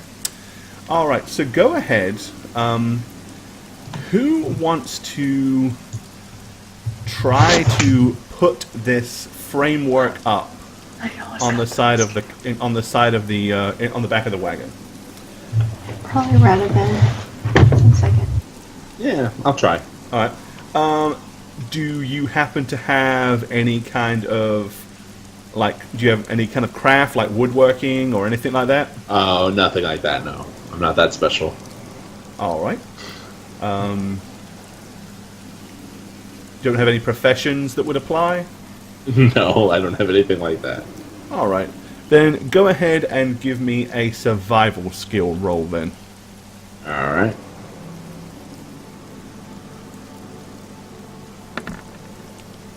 Alrighty. Yeah. I was basically going to say I'm going to half the dice roll, or you're going to get half the check, but it doesn't matter because it's still good enough. So, alright, you manage to, as best you can, kind of wedge the side of the framework against, the edges of the cart, so that it's kind of like trying to push out, and that's pretty much holding itself together. It's an ever-working... It's a continual work in progress. The wind, every time the wind gets up and begins to buff it, you have to kind of grab it and hold it in place. It's not where it'll just sit there by itself. But as long as someone is hanging on to the beams on one side and somebody's working on the beams on the other, you can keep it in place as you travel. Well, I guess I'm doing one of those sides. Alrighty. We are going to take a short second stop. By the time you're getting towards this place, the rain has picked up significantly. It is beginning to... The wind is flowing down through that mountain pass, rolling down from the mountains themselves, and hitting you significantly harder. You can definitely feel like a barrage coming down through the pass as the wind is kind of channeled and funneled and rushing down through it. As you start getting closer and closer, it's late evening. You can see up ahead of you, all to the left and right by now, it is nothing but frost-covered rock. It's all kind of like rocky outcrops and stuff like that, thickly layered with hard, cold frost. The wind is hitting so hard that whoever's driving the car, you are literally having to squint, and you can't see clearly with it coming at you so hard. What time of day is it? James? Late evening. Is this common? I said, trust me, if you don't like this, wait till we're on the other side of the other range of the mountains. Not only is this common, but you'll be wading through 2 foot thick of snow at best. So we just keep on keeping on, right? He says, well, it's entirely up to you. We can just keep trudging through if you wish, or we can try to seek some kind of shelter from it. The old fort is up ahead. We can shelter there. It may be the last time that we have an opportunity to do so for at least a couple of weeks. Yes. Yes. Cal, I suppose you don't want to actually get out and look around in this weather. Cal says nothing. He just looks at you like... Okay. Race... shit. Okay. See? There. He's like, no. He's like, no.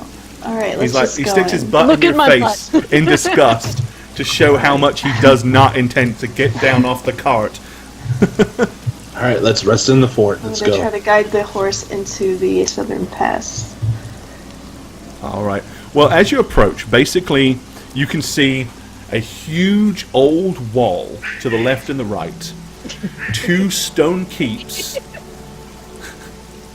2 stone keeps sit at the end of each wall, and a large wooden/iron gate. The gate is opened towards you already. To the far left and the right hand on this side are a couple of big wooden buildings that look like they were probably maybe where whoever stayed here, this was probably their living quarters, probably where they ate, where they slept, all of that sort of stuff. So really you've got options. You've got 4 different buildings to choose from. What looks the most secure, and also for the horse? Like, if the wind is coming from the north to the south, we don't want the poor bastard to get buffeted and barraged, right? He's a big-ass horse. Now, bearing in mind, this is probably a 14, 16, maybe even 17 hands draft horse. So he is huge. He's not going to fit through one of the doors of the smaller buildings. You might be able to get him in to one of the, into one of the basement, one of the towers, because they have larger wooden door entrances. Right. So, if we go, which of the 2 buildings, not forts, not towers, it looks the most sturdy and secure? Honestly, there's not a lot in it. Okay. They both all seem fairly intact. I mean, it's only been a year or so since they've, it's been a year, right. Just over a year since they were emptied and abandoned. Right, and this is where the Jakar army passed through, I imagine. No, right? they never came here. Oh, they came from it started. That's right. Yeah, they were far. They were far. East. They were south of here and east of here. But of course, the fort was emptied to when they they basically answered the call to come to the call of arms to join the army of the king. And with the situation being so dire, he hasn't been able to reestablish or spare anybody to come and remanage this place. So they've just left the gates open so that people can go through it. And really, it's just an empty place that you can choose to bog yourself down if you wish. Well, Radovan, I'm going to say I think we should take the west tower and building. Whatever you say. Because the east has the Starden and the burnt forest and... Right. Alrighty. So yeah, we're going to choose that one. I'm going to try to put the horse without the carriage, obviously, in the you'll tower. have to take the horse off. Okay. And then put the carriage next to the building, and then so we can go into the building and kind of, Yes.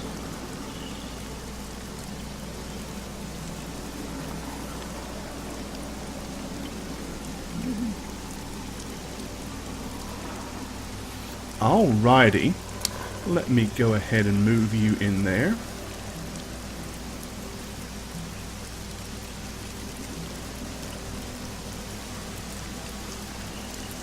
I don't have a separate horse icon, so you know what? We're just going to assume the horse is in there. I can't click my tune, just so you know. No, I got to delete it and redo it. Oh, that's right. Yeah. Got to re-drag it because it's. There you go. Thanks. Now you should be able to. Yep. Got it. Fine. Okay. So yeah, as you approach the base tower, you can see that the door is already slightly open and ajar. By now, I mean, now you're off and out from underneath the canopy of that wagon. The weather is hitting you really hard, and even with your furs and stuff like that, if you stay out in this pouring rain and it gets wet through, within an hour you guys are going to start suffering fatigue effects, and it's going to start being bad for you guys. Okay, well, let's get in. Yeah, I'd probably rush in even though the door's open. Just Okay. if there's something in there, we'll deal with it. Yeah.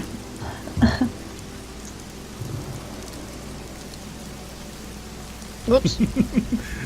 Don't all rush at once. There. All right, so Marlowe's gone in. Go ahead and reveal what you see in here now. Okay. Once you go inside, of course, first of all, it does have a solid roof. Yay! Broken chair, let's burn it. All right. So, yeah. Looking inside the Well, building, there's a flight of stairs that curl up and lead up to the top of the tower. There is a table and chairs in here, one of which, yes, is on the ground and broken. It's a small broken crate.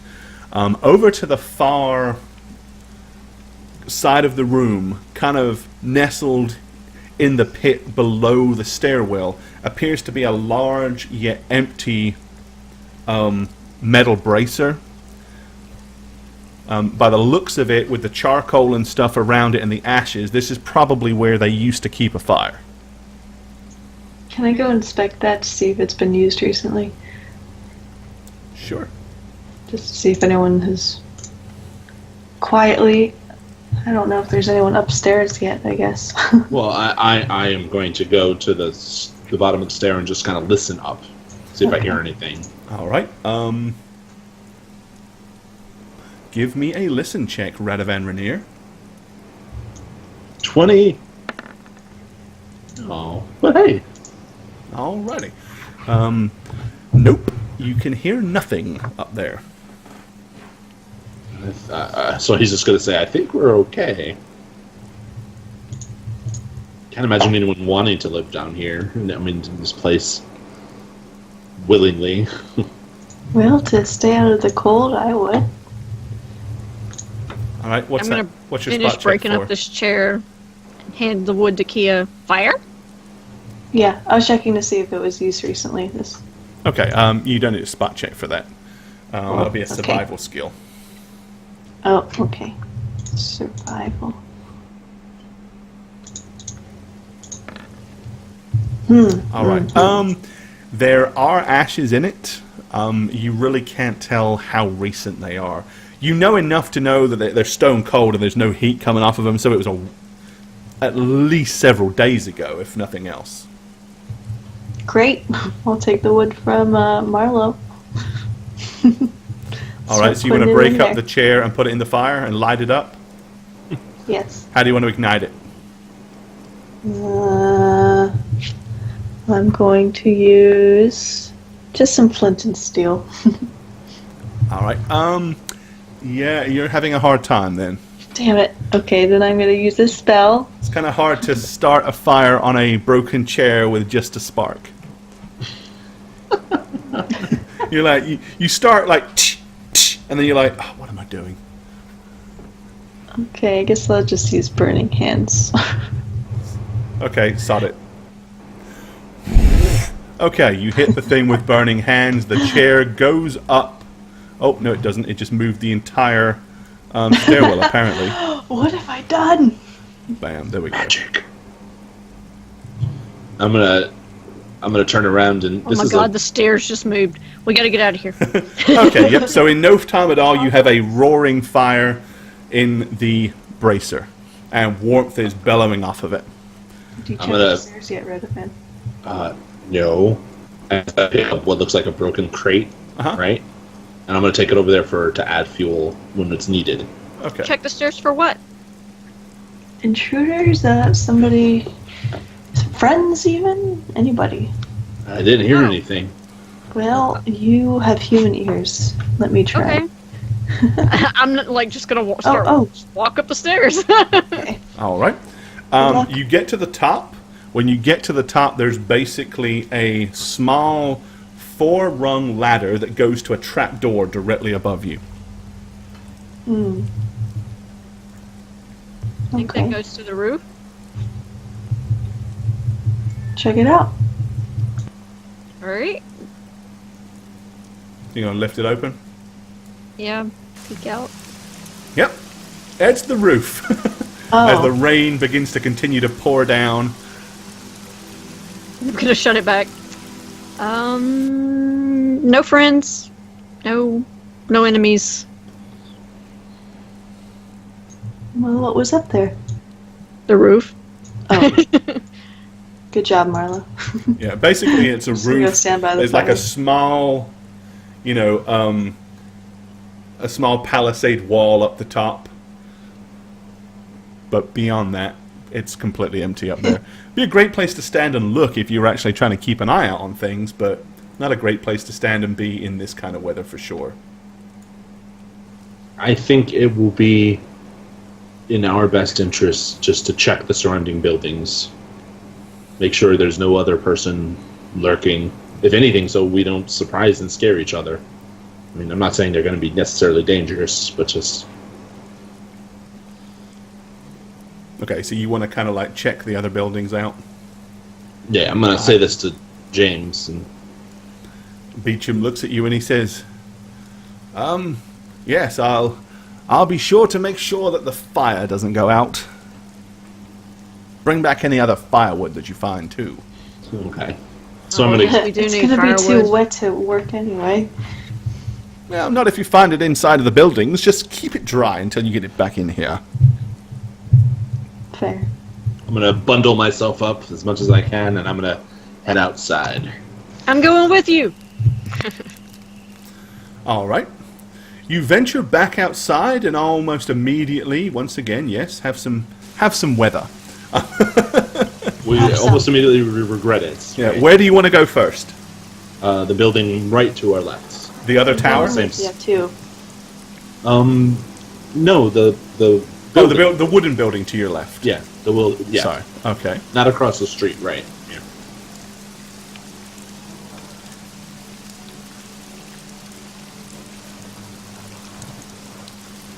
Right. Go ahead and put a new Radavan. Remember all the ones that I did. New and remoted Radavan.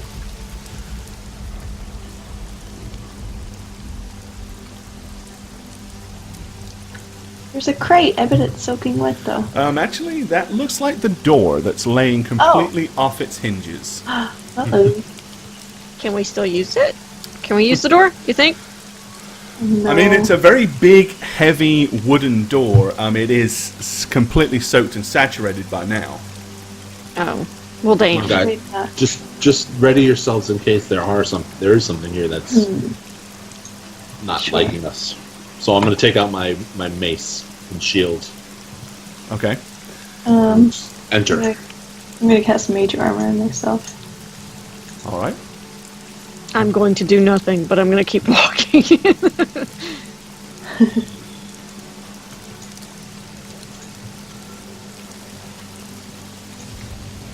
All right. As you peer in through the doorway.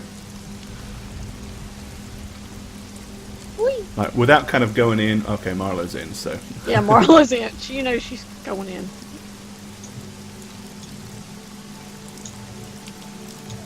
All right. Looking around in the room, basically, it's fairly bare. A table sits over on the right-hand side, laying on its side. 2 chairs sit beside it. It looks like originally in this room there was probably 7 beds. Dwarves, anybody? Right? But basically, most of them, there's only one that still even has a mattress on it. Somebody has obviously taken all the mattresses off of this. One of the beds has been pulled out from the wall, and a lot of the ruts have been broken clear from the base of it and taken. So is this like right where I'm standing on top of, just like floor damage? Not really anything. Because it looks different than the rest of the. Okay, floor. if you're examining the floor, Radovan Rainier, Poop stains. give Hate me it when that a happens. search check first. Oh God. Natural 20!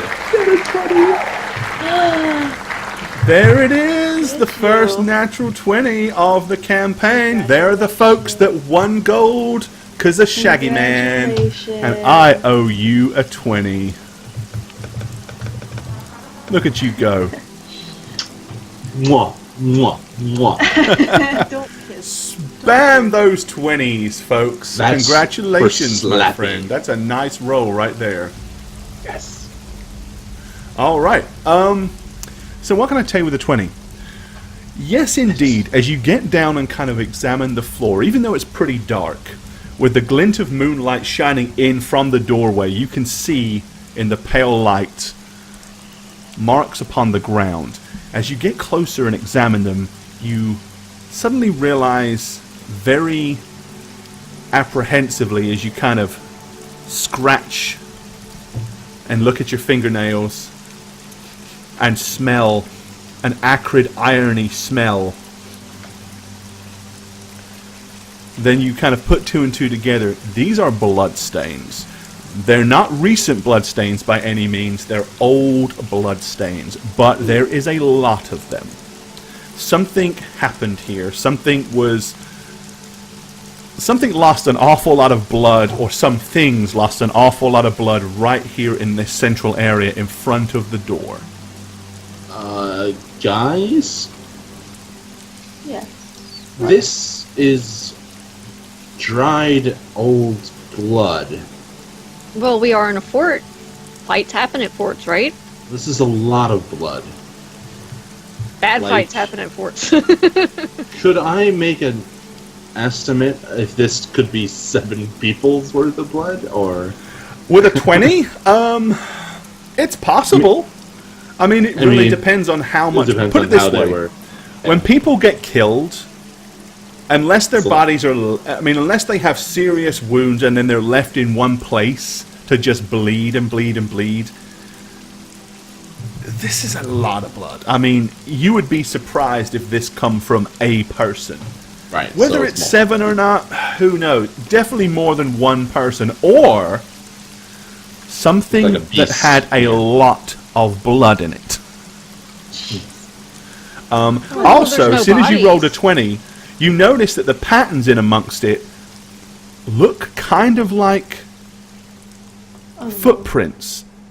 As you examine even closer, you realize very clearly from your own suit of plate mail that the shape around, like each footprint has a strange kind of oval sort of pointed line all the way around it, which would have been where plate mail that was sitting over that kind of boot was also touching the ground. So you're pretty sure somebody in plate mail walked through this blood.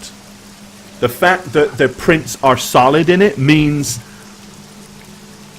that was done when the blood was wet. Plate.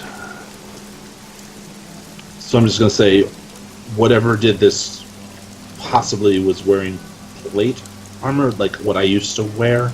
I'm gonna kind All of. the way up here in the north? Well, That sucks for them. I think we need to check the other buildings. I mean, this is potentially an old threat that's no longer here, but Exactly, it's old blood. Who cares? Yes, we'll come back and grab some of the rungs from the bed for wood. let's go across the street, just quickly. Right. So I'm just gonna shoulder his head out. I'm gonna have the shield over my head as I'm walking out. Just Okay. like an I'm gonna umbrella. try to scooch on under there with you. It's not enough space. Too Sorry. bad, I'm squeezing in. She's that really polite person that sees you with an umbrella and just crams underneath it, no matter what you do. I will be using my domain spell to cast Magic Vestment on myself. 1. No, it's the spell resistance doesn't count. I know. I still like it. It's a 1. Okay, so yeah. So you cast Magic Vestment, which basically increases your... you're casting it on... What are you casting on? Your armor? On my armor, yeah. Okay, alright. So that increases your AC. In fact, it gives you +4 for like 14 hours, An right? hour? Or, oh. Yeah. It's powerful. Night milk. Not milk. Night milk. And we're gonna walk to the other building. Yes, we are. Yeah, we are. Carefully. Alrighty. Underneath our advance shield. Why is this not working? There it goes. Okay, hang on.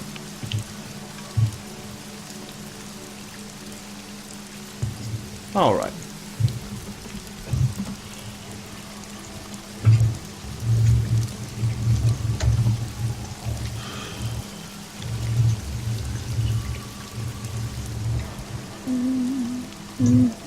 And good night, Milk. Good night, milk. This weekend I'll get rid of the spell resistance rolls I think it might be the same From- thing. from everything. Yeah, the spell resistant rolls are kind of annoying on It those gets macros. me excited for a second. And then Yeah, well, oh, it's just unnecessary dice rolls, right? You use them if you need them after the fact. right. But they're macro together to work, and this is all the work. Alrighty. Oh, let me open that back up. Yeah. Okay. So you leave this one and you want to go to the other barracks on the other side? Yeah. Alrighty. Wouldn't you know it? We got that one too. Oh God, because you have something going on here. Oh no. Oh, there's some blood. There's some blood. I need to fix the Radovan. Oh no. And hang on, let me resize you accordingly to scale on this map, seeing as you're, I have to re-put your icon on. There you go. Whee! Alrighty. Okay, yep. This door is also kicked in. However, this is a little bit more obvious. There is blood on the door. There's a blood trail that looks like it kind of come away from the door. And is this fresh or old? So it looks fresher. It is fresher, for sure. How can I examine it closer? How much fresher? Where is Raisa? Careful, Kia. I'm gonna walk to your side as you investigate. Kind of look in diagonally. Is it survival? Alright, Search. it's Something really else. difficult to tell anything much about it from the outside. Like, you can really see the blood more on the door, like laying inside the building. I'll take. But bearing in mind the blood is on what would have been the outside of this door. In fact, it looks Okay. like a handprint, like slapped on it and then smeared down it. Okay. He was trying to get back in, and he was killed while. Or maybe it's the person who did it. Come on, guys. I don't like the look of this, Molly. Oh shit! Oh god. Alright, you hear what sounds like a strange humanoid scream. Marlowe, suddenly out of the black, you just able to see this shadowy shape just like from the right hand side come tearing towards you out of nowhere. It's like by the time you're aware that it's there, it's on top of you. What it Alright, looks let's do this like, shit. let me go ahead and show you what it looks like here. The fuck? Alright. It is a suit of plate mail. However, it seems to have, like, where the eye sockets are, there's nothing but an irradiating, glowing Wait a red coming second. straight out of it. Is this the thing we've dealt with before? The thing is, the thing that you've dealt with before What was similar happened to with that? this. It's like animated armor, yeah. Yeah. Did we kill it? Or is this the same one? We did get rid of it, didn't we? I don't know, but I'm prepared to punch whatever it is in the face. Or its lack of face. Whatever. Alright. Wow. Right, it comes charging straight at you. You can make a reflex save. Technically, it would be a surprise attack, but let's see how quickly you're able to react as the thing comes tearing towards you. 23. Okay, yeah. So it won't. I won't give it the surprise bonus. It's just going to make its regular attack. So it will do an initial attack.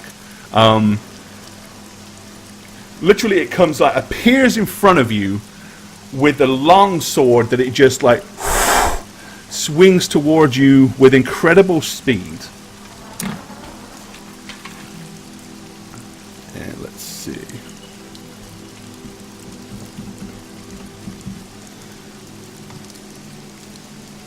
Let's save this for now. Alrighty. It will hit a 22. You're not surprised, so that actually won't hit you, right? Nope, not at all. Okay. Okay, awesome. It didn't hit you. You can now see in the room. What are you... So you guys behind, Kia and Radovan, you suddenly see Marlowe duck as a sword out of nowhere from in the darkness goes outside the doorway and back in. What does Kia and Radovan want to do? What are your reactions to that? Oh, go ahead. No, you go first. I was, Radovan's, he's springing up, and he was kind of looking diagonally into that room anyway, so... Well, it's pitch black in there. The only way the only area okay. that really can see is, like, just inside where the, So he is activating his shields as a reaction. Okay. So his he gets shield just defensive. lights up. Alright. Okay. It's just- Right. Okay. With this... Yeah, what's Oh. Kia going to do? I was going to cast a spell. Okay. Upon seeing something attack Marlowe. There's 3 of us, so I would instantly cast Mirror Image Alrighty. to make more of us. Of me. How many? 11? Really? 11. Is that right? Yeah, it is. 44. Wow. Basically, I mean, you right. can create a wall of Kias between you and Marlowe if you want. I mean, how do you want to? What do you want to do with them? Okay, that's so Basically, wrong. each one must be within 5 feet of at least one of the others. So, Jane. Mirror 1d4 images plus 1 image per 3 caster levels. Oh shit! I fucked yours that. rolled I 44. That's fucked that why. up so I badly. was about to it's say supposed that's to be way too. 1d4 plus 4. I Yeah. believe. So let's do that again. Yeah, and change that macro. fix real that quick. macro. 1d4 plus 4. 11 That's- Kias. That's too many. 15 That's too many Kias. Kias. All right. So D4 plus whatever. I knew I would get that one wrong. I tried so hard to not fuck that one up, but I did. I was sitting there thinking that's an awful lot compared to what we normally do. Still 7. All right. 7 fucking Kias. So where do you want them? I was gonna do just kind of encompassing this whole dude. Like, okay, so these Circling. are 10 foot. Leaving one space for. So you got to have one of them has to be kind of like. That's fine. One next to me, in front of me here, and then Because range is kind of. personal, so you got to have one like here. Okay. Now they kind of arc into the door. And I'm gonna go ahead and put a mark on the real Kia. The real Kia's got a pink blob, so we know which one's really you. So one there, Radovan's worst nightmare. I see what you did there. 2, I approve. 3, kind of like this. 4, Yes. 5, 6, Kias, attack! 7. Okay, So you summon. Now that is going to actually be a standard action. So that's what you're going to do at the start of your turn, right? Yeah. What I was really asking for is more like a Oh, reaction. it's a Like, reaction. what are you going to do? Like, suddenly get defensive, scream and run away, whatever. So, okay. Well, in that case, go ahead and give me some initiative rolls then, guys. Sure.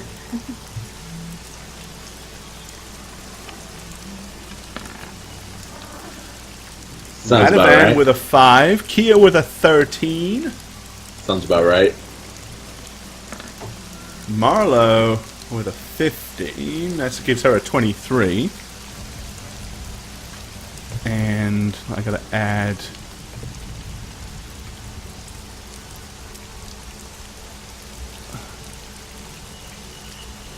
Let's see. Oh, goodness. I need to go ahead and add an initiative.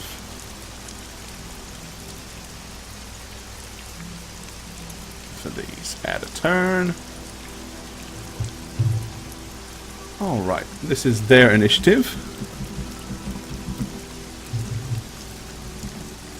There. Yeah, who said there was only one? shit. You're about to find out just how There's many. probably 7 of them, considering there were 7 beds, right? Alright, let's Oh, see. no. That would make sense. They have the 6, yeah. Oh, no. What did we do? What have we done? Well, we'll just let Marlo fight them all. Alright, Sit back they're and going cheer. Jeez. 17. Pom-poms. You can do it, you can do it, you can do it. Move them into the appropriate order. Alright, okay. So, with that being, like, initially happening, so the thing bulldozes towards you, Marlo. It's your turn. So, you want to, like, fight it in the doorway, push your way into the room, back up. What's your game plan? Incidentally, there's suddenly, out of nowhere, immediately, like, to your left and right, is Kieliana. Yeah, that doesn't surprise me any.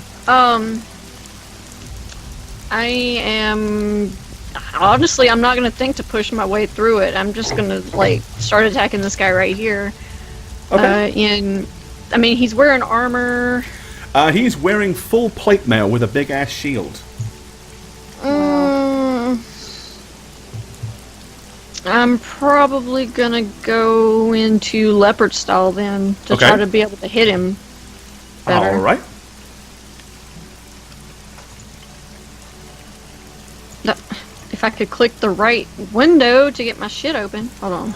And There we go. while you're doing that,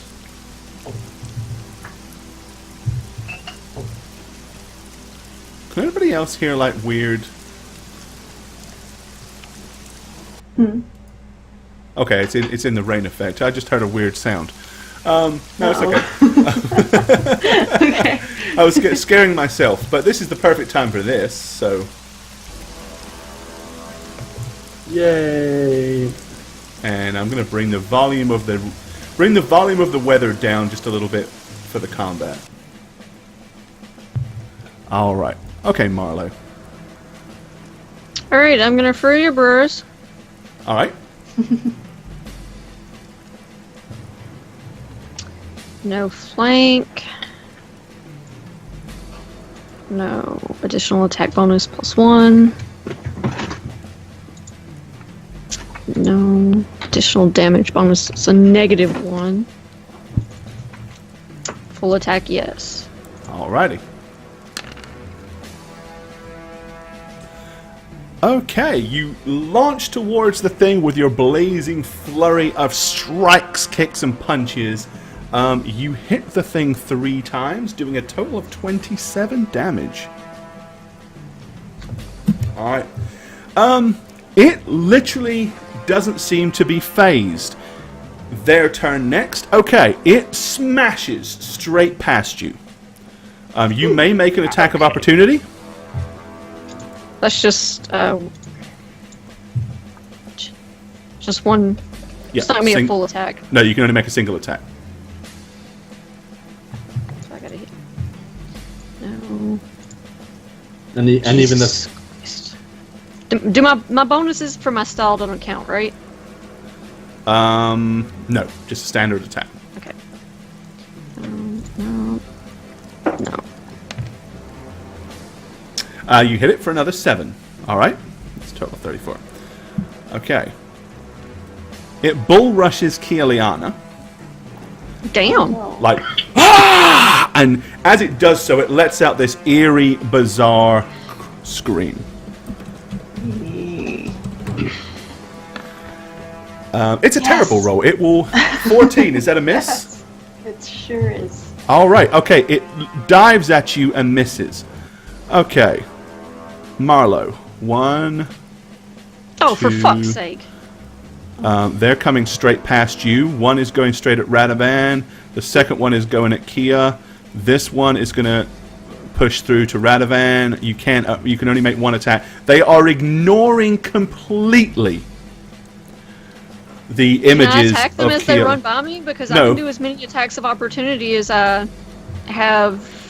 Actually, you can, yes, because you have an ability. So you may make 3 attacks of opportunity on the 3 additional ones that run by. It's a monk Bastards thing. ignoring me. Yep.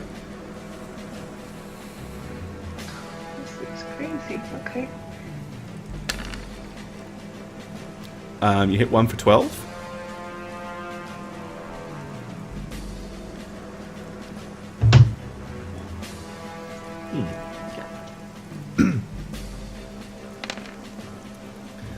Hit 1 for 10.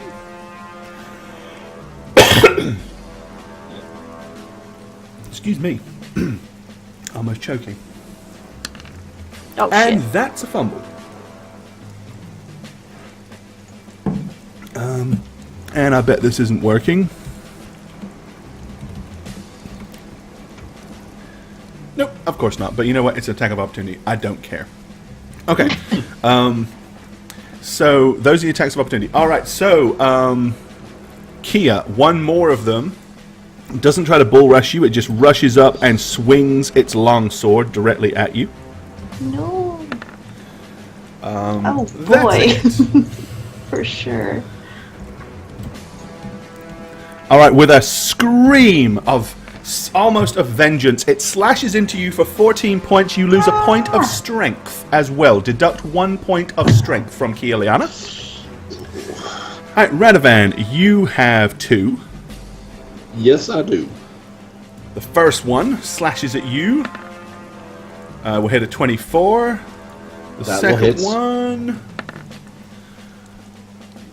That'll miss. will miss. Shit. All right. The flying blade hits you, cutting you deep for 16 points of damage. You also deduct a point of strength. Wow, what is this? Marlowe, you have 2 of them. The first one will hit a 17, which is a miss. Next one will hit a 17, which is also a miss. Alrighty.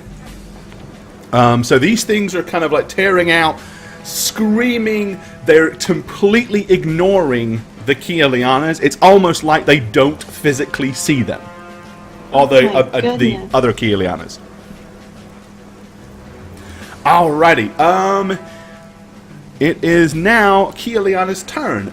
If you want to cast a spell, you have got to make a concentration check. And you will need a 24 or higher to do so. Oh my goodness. Yeah, I'm...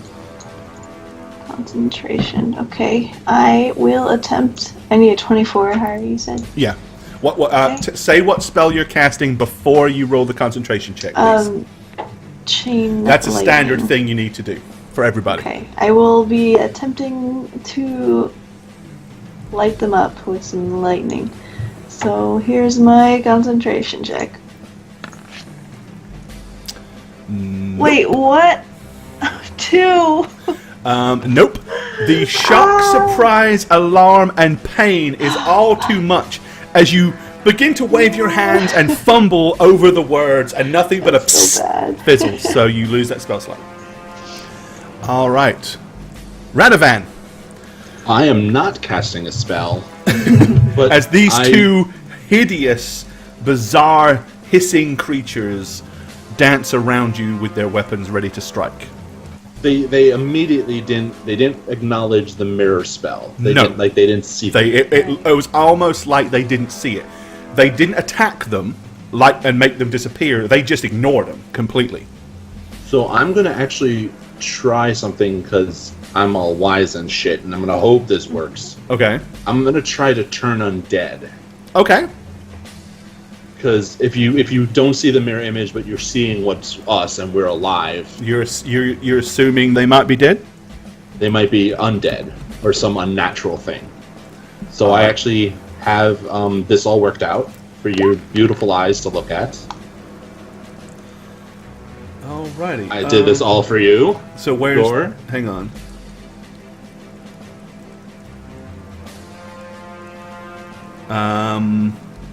Do you not see it? Oh, okay. I see the turn. It pushed the actual turn roll above. Yeah, you had to scroll up a little. Right. Okay. But this is all in the PHB, man. I just want to make it. I guess I don't.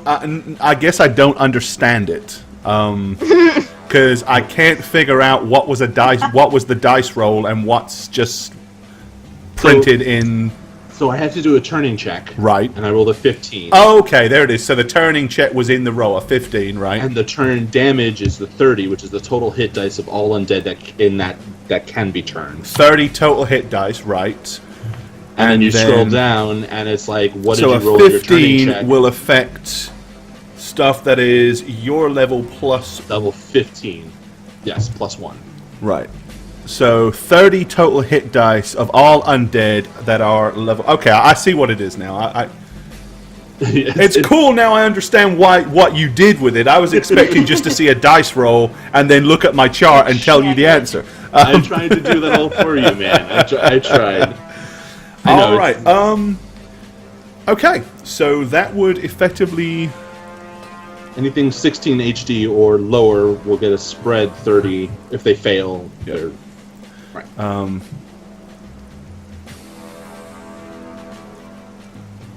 All right, so these two that are attacking you do in fact flee.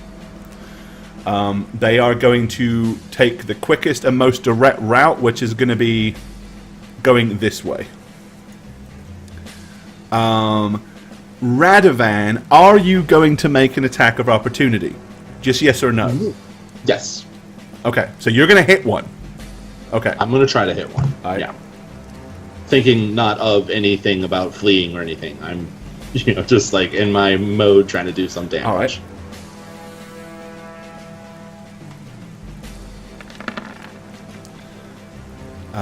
You will hit one for 13, okay? One of them will go running past you, Kia. Do you want to try to melee strike it as it goes by? No. Okay. All right, so then those two are going to flee and run. Up to... Okay. And so I'm going to, as they're fleeing, I'm going to say, they're undead, they're undead. All right, Marlo, you've got two directly in front of you. Hearing him say that, I'm just gonna fall into crane style and be like, what the hell does that mean? And then I'm gonna flurry of blows again. Okay.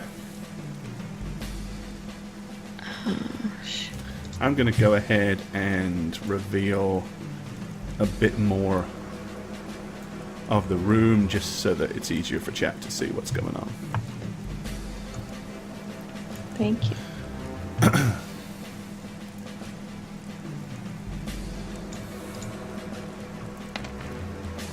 All right. You hit once. Damn. So you hitting The one that's right in front of me, not to the one that side. you've already been pummeling on? Yeah. Okay. So your hit did 14. All right. That one collapses like and just falls to the ground.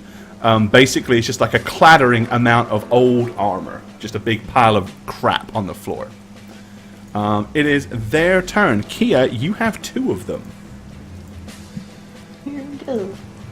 You can survive, Never mind. Oh, one of them fumbled. A 28 and a 1. All right, so one of them hits you for 13 points of damage, and you lose another point of strength. Oh shit, should I have cleaved? I know I can't now. I was just like... You could have done. All right. well, I know now. So you need a 23 on a successful casting check on the next turn. Marlowe, you have one of them attacking you. Bring it on, bitch. Damn. Damn. And that's not nice. Potential crits. Was that a crit or something? So now we have to confirm it.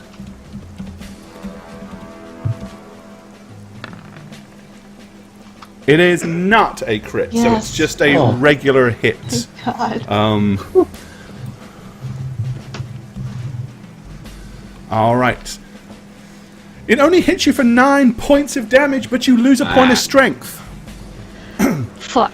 So you guys who have strength bonuses and use them for your fighting, you need to track this. Yeah. Because you're getting weaker. All right, Kia, it is your turn. What do you wish to do?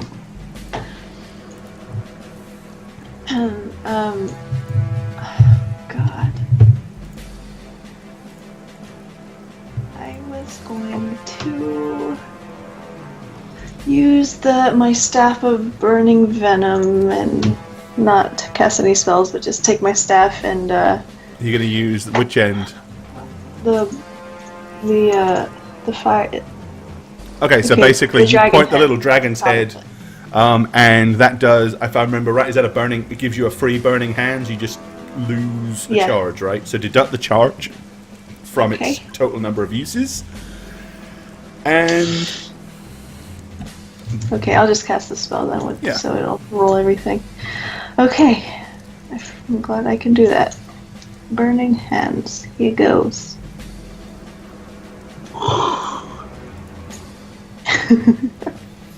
Kill him. alrighty. And they're going to reflex save for half. It will hit both of them because they're both standing side by side. Okay, reflex save for half. They only have a +3, so let's see. And they need 21. 21. Oh wait, no. No, that was the. What is your casting thing, Kia?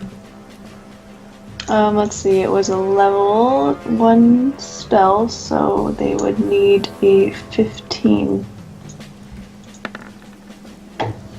Damn it. God damn it. So in fact, they both only take. That'll be 8 points of damage. Okay. You scorch them with magic fire. All right, Radovan. All my Kias come out during my turn and just like Dance. If Dance you want, for I mean, just- you've got to kind of, you have to command them. So, yeah, I'm gonna tell them to get in front of me. but you have that's a thing that you actually have to do. It's not like you don't get to do it for free. That'll be an action. Could that be my telling them to do it takes up an action? Well, it's more the fact that you're not speaking to people and saying do this. You're controlling the magical forces to do it. Okay, So it's like, gotcha. The two that are fleeing, did they flee further? yeah, but I'm out of map range, so I'll just move them off the map for now. Yay. Okay. So I'm going to turn because seeing Kia is in the most danger. I'm going to cast a spell since I didn't take damage that turn. It's a 1 standard action, so I have to move like 5 feet. Okay. And I'm going to cast Searing Light on one of them. Alrighty. Forcing And- divine power. All right, so light from the sun, blast from your open palms. So if it's a It takes 28. undead No, takes 28. If it's an undead vulnerable to bright light, it's 34. Right. Let's see. Where's the to hit roll?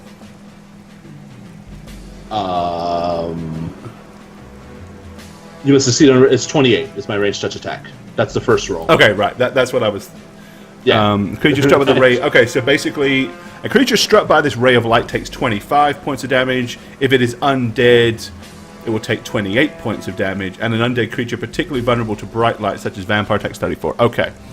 So that's 28 points of damage to those two that Kia's hit. It's just one. I think it's just a ray. So Is it? Oh, that's right. Yeah, just you can hits only hit one. That's right. 36. Okay. All right. So you blast it with a holy beam of fire. There you go. All right. Click. It is Marlowe's turn at the top of the round. You have one in front of you. Alright, let's unload on this bitch. Trying, Kia, I'm trying. I thought that would kill it, honestly, but I know, I it has did more too. health. It obviously has a lot more health than that, so.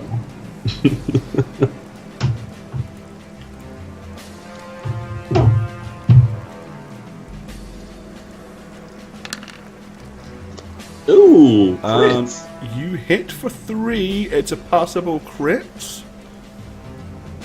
And But it misses. It's not a crit. Not a right? crit because it didn't confirm. No, so it's just the 9. But that's 3 hits, so that's 25 damage to this one. All right, that's a good start. That's a good start on him.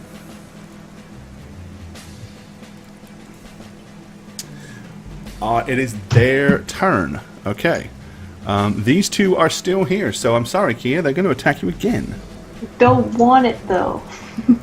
So therefore, You should have no thanks. lodged a complaint against the undead councilman. Oh, so that was Yay! an actual 20, not a 19. Okay. They both miss. Ooh. 2 18s, they both miss. Awesome. Okay. Yeah. Marlowe, yours will hit. Marlo. For a slightly more painful 11 points of damage as it slashes your right forearm. However, once again, you feel your very strength sapped. Take another point of strength off. Yeesh. All right. Kia. Oh, smirking now, I finally cast Chain Lightning. Alrighty. I'm going to originate it on this dude. Right. And you can hit both of these guys with the offshoot because they're within the range. So, alrighty. They can do a reflex save. They need a 17. So the first one, does he make a reflex save or no? Yes, he does. So he only takes... You'd already taken 8, so he's taken half of that, so... Okay. It arcs to hit this guy for half.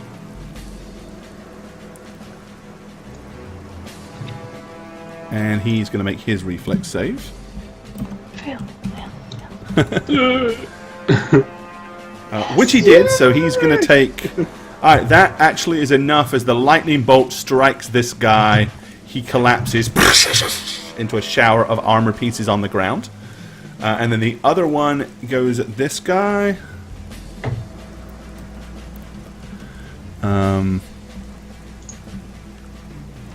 Reflex save.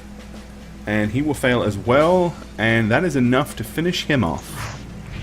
Yay! So... Alright. Yay! Alright, so those two are down. This one is hurt but still up.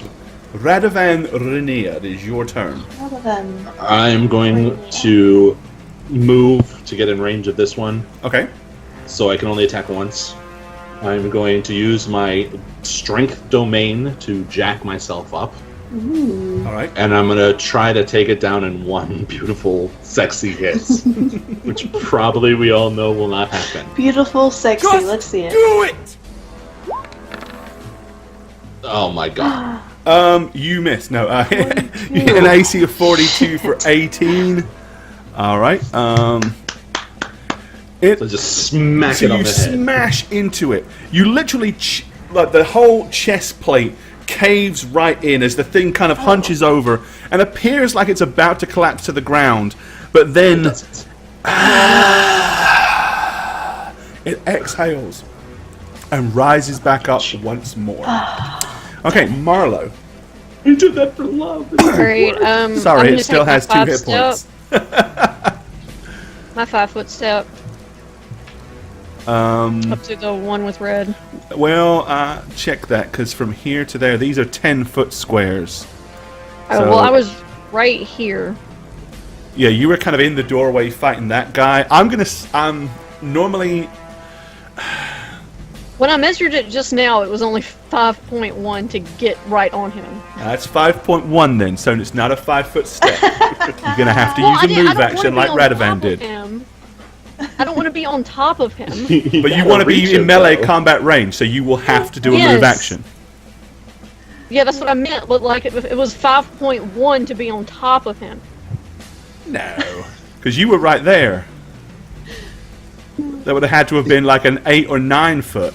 You measure from the center of you to the center of him, right? The center? Oh.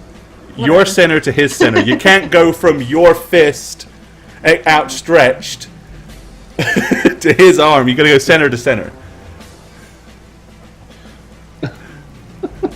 Because otherwise, the very nature of your icon gives you a 5-foot advantage on this just map. one swing? So you can make a single attack, yeah. Well, you can make a full attack. If you're going to run over there and throw it and hit him, yes. So it's one attack. Just one attack. Yeah. If that's what you're doing, yes. Yeah. Nice try though, but no. But what? I guess I'm not following what everybody's talking about right now. No, just make your attack.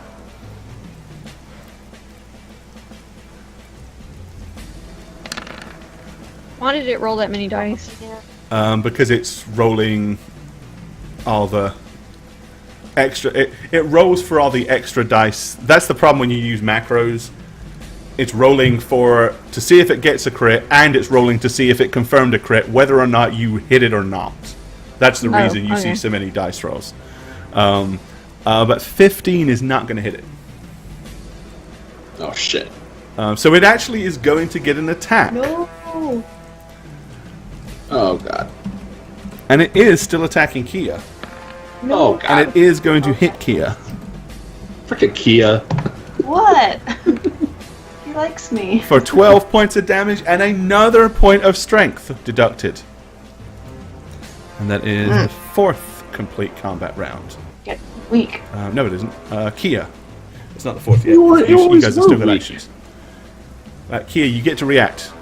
Okay, I'm magic missiling. Okay, you need a 22 Oh concentration shit, I check. forgot I need that. Okay, yeah, you do that. Case. Concentration. Here we go. Come on, come on, come on.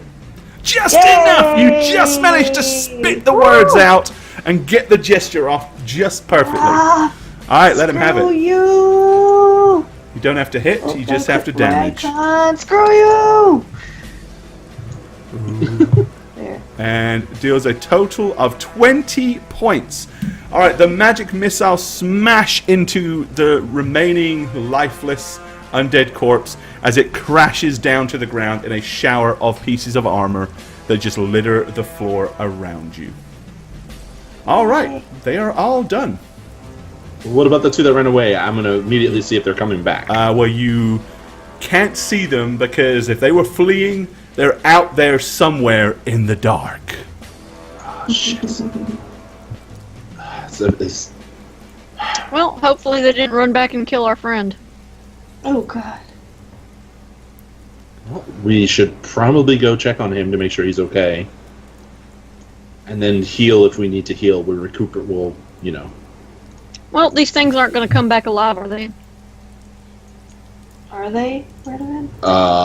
Knowledge... Oh, shit. Knowledge We can burn them religion? to be safe. Knowledge the planes, Gore? Neither. Knowledge arcana? They're clearly unnatural. Uh-huh. So... I don't even know, I mean... You don't actually have the knowledge skill that you would use for this. Okay. Oh. But So you're just gonna see me kind of shrug and be like, Well, let's burn the But, bodies I mean, to be it's an safe. intelligence check, right? I mean, Pretty I'll much. give you... Because you are a cleric and you are familiar with undead, I will Very give you familiar, I'll give you an intelligence, a straight-up intelligence check. all right, 18. Nice. As far as you know, the way these things just, like, collapsed on the ground... There was obviously nothing physical inside. They were incorporeal because there's no body to hold them up. Right. So it's very unlikely, in your opinion, that they are the sort of things that would remanifest. At least not So- quickly. So I'm gonna say the best we can do is scatter these armaments just everywhere. I'm not gonna Okay, so scatter with that, I'm in just the gonna- sleet. I'm just gonna pick up 2 pieces of armor, these things lying in the thing, and just throw them out into the middle of nowhere, just and then I'm gonna head. Just start hurling chest pieces and leg pieces and van braces and greaves and gauntlets and helmets and just scatter it to the 9 winds. So Okay. just throw them places. Yeah. All right. And Okay. Then, and then anyone that needs heals. I know those things sapped us. You see me kind of like put your hand on your shoulder. Yeah, it's like if you were hit by these things, you have a. I I mean, you feel really feel weak. physically weak, physically drained. So I'm gonna do my War Priest Cure Light Wound Mass. Where everyone's gonna get 17 health back. All right. Okay. Alrighty. So 17 points of holiness restores your wounds, but does little to restore your strength. I have ways to restore that, but I didn't think to prepare it. I mean, so we're gonna have to rest, I'm afraid. Marlo, are you okay too? I mean, are we better, or we still need healing? I'm okay. Yeah. I'm really hurt and still very weak. You see some blood drip from my nose. You look a lot like I did when. How hurt are you, actually? Just 25 out of 48 now. so She's still a little beat up. there's another 26 for you. Oh wow. And I'm guessing, but my health is still bad, right? I mean, my strength. Yeah, going? your strengths are still. Thank you. Those strength points be gone. Thank you, Redovan. Just stay ready in case the 2 I sent away return. But let's go see about Beecham. Sure. Are there any more houses to search or buildings? There's another tower that you haven't been in, which is between you and Beecham. All right. So I'm gonna walk in here just to look around quickly. Okay. All right. Honestly, it is similarly situated as the building before. There are, because you're looking for this stuff now, you can see dried blood spatter on the grounds. Once again, looking around, most of the beds have been stripped, broken. It's very much the same sort of scene. Clearly, this place was designed to house 14 people total. But 7 in each barracks. This is fresh spots of blood, right? A lot of this seems to be a lot fresher, yes. I mean, it's red Weird. blood. It's not as dry. This on the They floor couldn't here. bleed, right? This on the floor here. Let me ping you. Right here, it's old, dried footprint blood. But there This is is- fresh blood, or fresher blood on the door. And there is some kind of spattered across the floor here and up onto the bed. So Radovan, what? do you think there was something that made those? Like some kind of necromancer? I'm gonna look under the bed. The boogeyman is under the... No, okay. While they're examining this, I'm running back to check on the other guy. Okay. So you're going to head back over there? Alrighty. So Marlo heads in that direction. We're not going to Okay. know where the hell to go without him, so...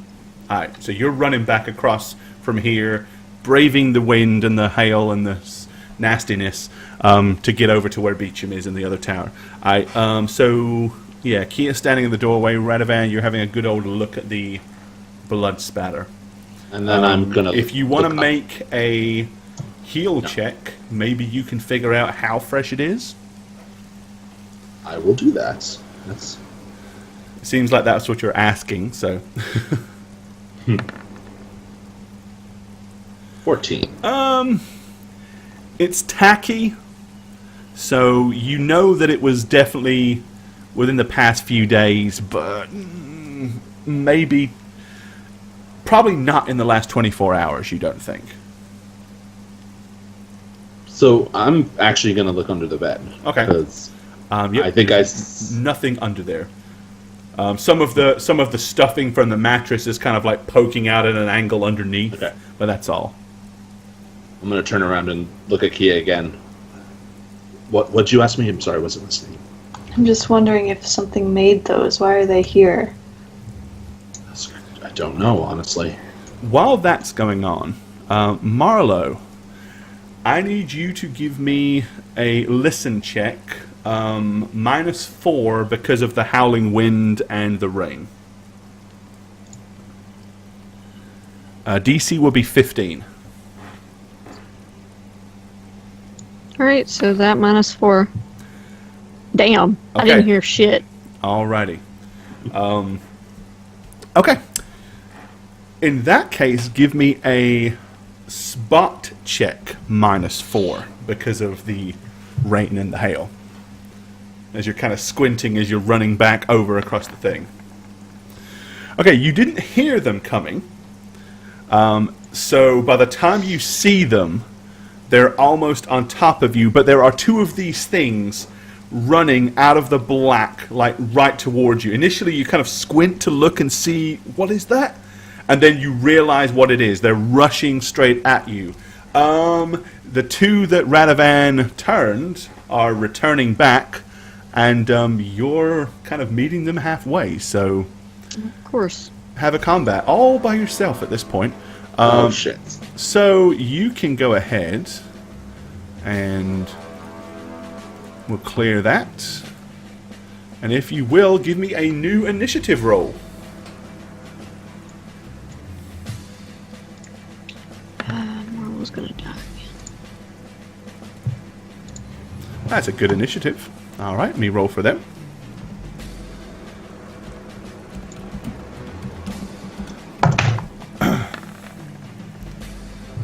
Yeah, shitty old 10. All right. So they come running towards you. You are able to squint and see them coming, even though it's pretty dark, but the moonlight glints. You just catch a glint off of one of the points of armor and realize, holy crap. So you ready yourself as they rush towards you. You get the first attack. What do you want to do? The first one that meets, that's right in my face, I'm gonna flurry of blows and crane style. Okay.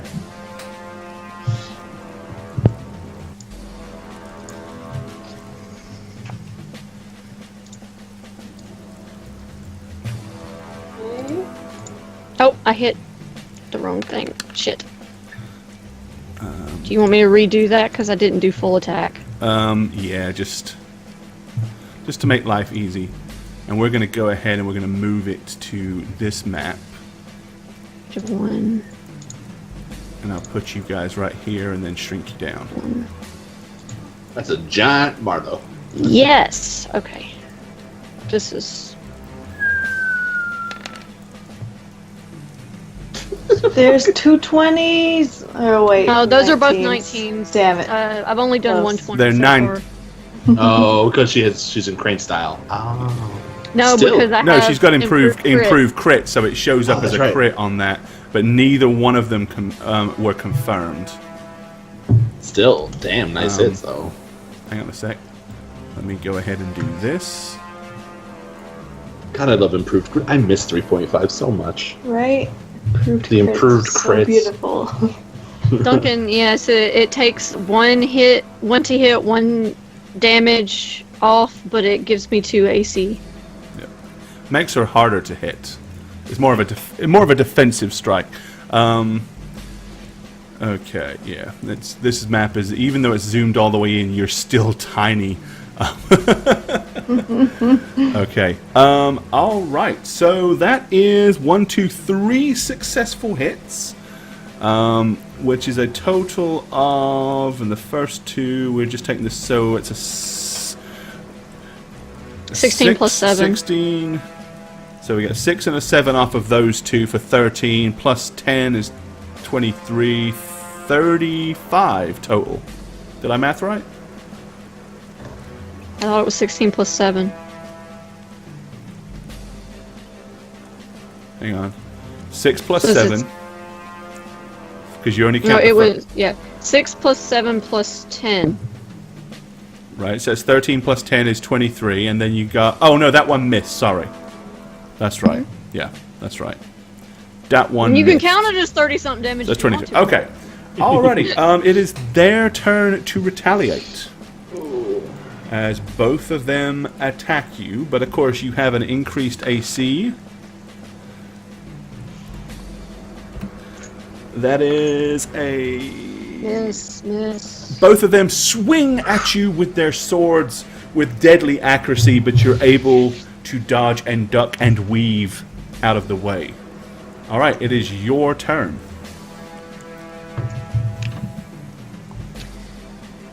It minus 1. 1. Yes. Damn. All of them miss. You don't hit at all, I'm afraid. Yep. Very close, but neither one of them take any damage. They retaliate, I think. Miss. Hit. 1 hit, okay.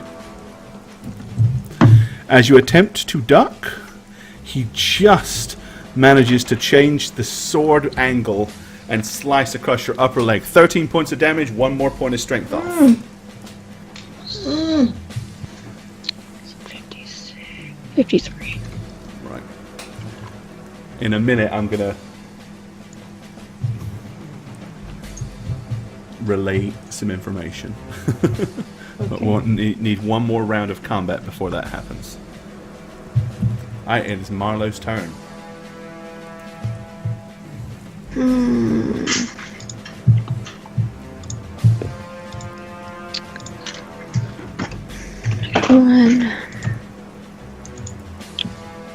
One.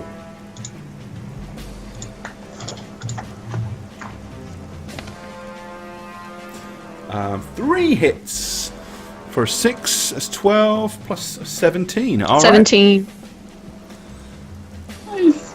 All right. That one is seriously beat up. So I'm gonna cleave. He's wait, not he down. didn't die. He's not down. No. Okay, I thought you said No, he was... he's seriously okay. beat up. He's not. He hasn't collapsed. Next one. All Next right. time. They once again slash at you with their weapon. Yes. Miss. A miss and also a miss. All right. You get 1 more attack.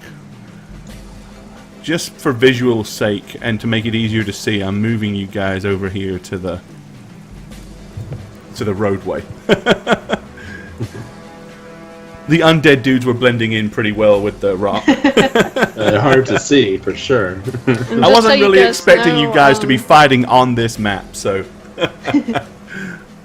My strength modifier went down, so... So then you just do a -1 in that Well, column. I've been doing a temporary... Yeah. Okay, that's 3 hits. Alright, yes, you smash and obliterate that 27. one to pieces. So you can cleave him if you can do a cleave if you wish. Now, is that a full flurry of blows or a full attack, or is it No, just it's a one attack? single attack on a cleave. So a single hit? Single, Or a single... single like my double? No, single, like, 1 punch. Yeah.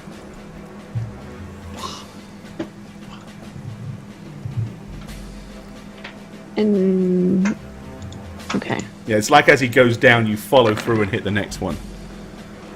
Which does for 11 points. Nice. Alrighty, you start in hard on the second one round early. Alright, he slashes back at you. And well, a miss Miss. once again. as you leap around and hop around like a crazy, demented bird, ducking and diving in crane style. And then he sweeps the leg, and you're screwed. All right, your attack. Is Radovan and Kia... That was what I was about to say. So, at this point, you guys have just completed your investigation. You've looked at everything. Now, being that you guys know that there's a rip-roaring wind and all of that stuff outside, and they're like 55 feet away, these things don't make much noise, and Marlowe isn't exactly yelling and hollering for help or anything like that, so you won't have heard that this is going on. All you're really hearing is the outside. I mean, I do know that they would probably come back eventually, so Yeah. when we leave, we're probably going to leave hastily, like not running, but, with purpose, right? Yeah. Okay. All right, so you guys are heading out and heading in that direction. Okay. All right, Marlowe, it is your turn.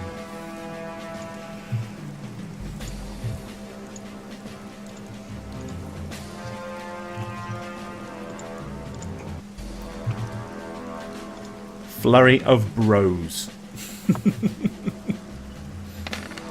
Shit. Not a single hit, and you do fumble. But I'm not going to worry about that because I don't want to slow combat down. I just remind me at the start of the next session to kickstart that damn fumble. Well, the fumble was a 20, right? So No, that's like I've the high- actually... My exclamation point fumble, when I do this, Oh, yeah, it's... Right. it's supposed to Roll make the fumble roll and all that, but I'm not going to worry about it. I'm just going to call it a miss, and we'll leave it at that for now. All right.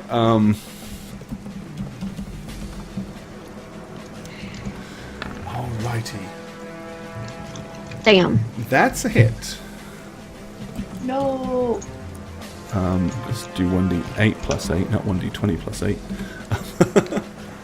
Alright, 12 points of damage and another point of strength. How much? What is your strength currently? 12. Ooh, yeah, you're definitely feeling the lag and the fatigue kicking in as your muscles are just starting to just ache and feel weak and worthless. I mean, you're really not that weak and worthless, but because of what you're used to physically being, this is like a serious diminishment Is for this you. what a normal human feels like? Yeah, is this what sucky This is what people feel Radovan like? feels like. It's better than Kia on an average day.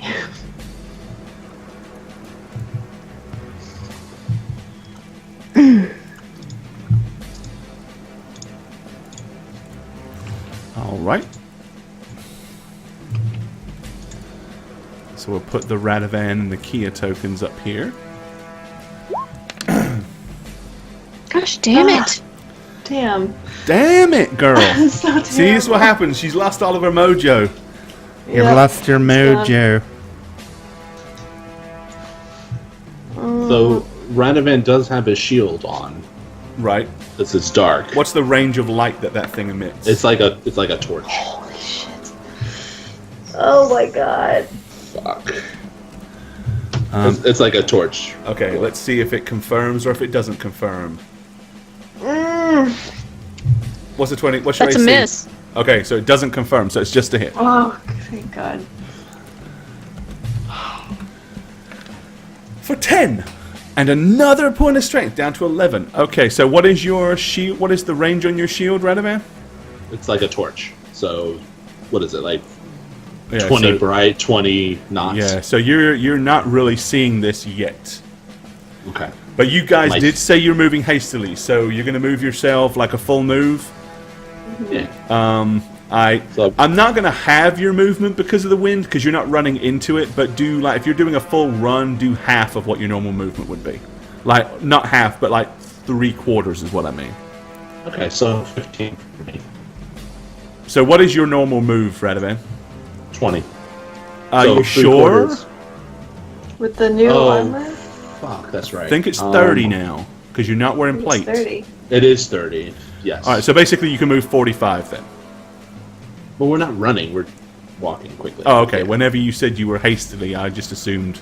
Got it. Okay, My no, bad. then just move your 30. Okay. with that being said... Oh. You can probably just about, by now, can hear some strange noises. And can hear what sounds like impact. Like something really fast, like rocks hitting metal up ahead of you. And as you kind of glance and squint through the snow, you can just about make out some figures. Some humanoid shapes. Alright, Marlo, it is your turn. Whose turn? It will be Marlo's. Well, actually, you two give me initiative rolls. Let's see where you end up, because you might get to react before Marlo does. I doubt it, but you might. Yeah, no. With a 2. Radavance and Kier with a 5. Yeah, wow. Nope, that's they're in no haste to help here. It's like, just stroll back. Hopefully Marlo's checked on the guy by now. Maybe they've got some food. It's just the wind and the hail. Yeah, it's a trick. It's a trick of the wind. All right, Marlo. All right, hit him twice for damn. Look at those damage rolls. That's what happens when your strength is sapped. Right, they're still rolling 2d6. All right. So 6 points of damage. 1. You're just rolling ones. Damn it. All right, it's going to retaliate. God, this is so bad. Hey, it's okay. Radovan and Kier are coming. Hey! It misses as well. But you know what? As soon as I'm not giving you your fumble effects, he's not getting them either. It's only fair. I still don't want to drag out combat, so I'm not going to use them at all in this combat. All right. So it would actually be Kia's turn. Yeah, so can I see? You can kind of sort of see shapes. What ones are what is not easy to see. You can't see clearly. Though, right? I'll use my move action first. Yeah, I mean, to go up. you can see. Well, let me put it this way, because you have. I have low light vision. You have low light vision, so I mean you can see the shapes. As I said, the problem is it's the fact that you guys are having to like squint to see. Okay, I'll move up first. I'll tell you what. Well, give me a spot check. Let's do this. Give me a spot check. Sure. Coming right up. Okay. Spot. 7. Sorry, no. It's with the speed that these things are moving around, like, because bearing in mind they're not standing there just exchanging blows. They're all moving very quickly, darting in and out. With the blurred vision from the snow, with it being like low light anyway, dead? you Yeah, really one's can't. dead, but... You can't completely. You just don't feel. If you want to cast a spell, by all means do so, and I'll 50-50 Well, can I use who my you hit. move action and then cast a spell when I see it better? Yeah, absolutely. I'll do that. All right. At that range, you can at that range you can tell clearly the difference between Marlo and the other creature. Perfect. I wind up my hands and I cast the magic missile. Alrighty, slamming it for 16 points of magical damage. Yes. Alrighty, okay. And I'm going to scream, Radovan! Marlo's hurt! And now it is his turn. Speaking of Radovan. Use my move action to get up there. Okay. It's a touch. Fuck. Yeah, you're not going to get to him and do a touch effect. Yeah. So this one... I can just get to him, right? 30. Yeah, I mean, this one is not there. He's destroyed. So I'll move him there. You can get to him and make an attack.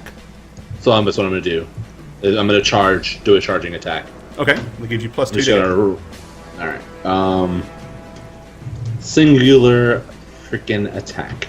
Is it a flank or no? I'm going to say yes. Marlo is on the other plane. So +4 to hit. You might actually hit it. For 6. You did hit it. You did hit it. It was gratifying that you actually did allow... Your mace did find steel.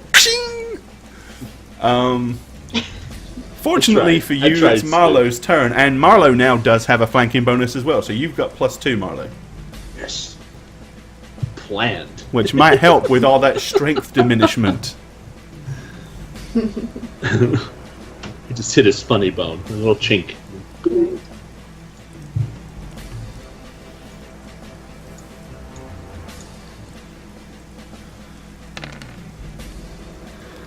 Ooh. And that is a crit. 20. 21 is what you need. That is a crit.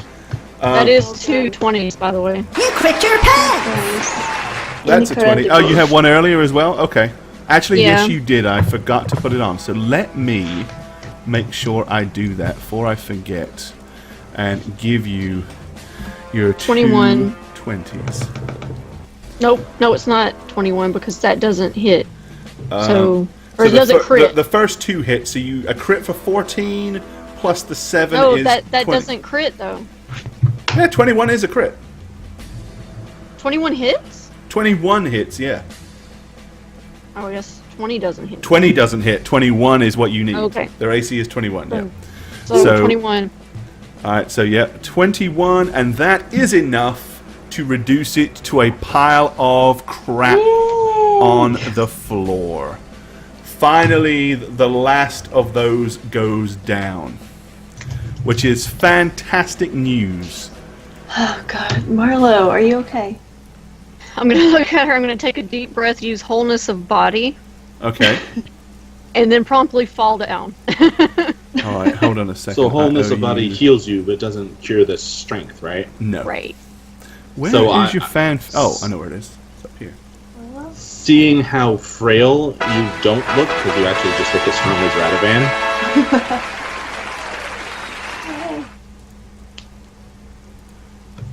I'm actually, when the celebration is over, going to cast a spell on her. Okay.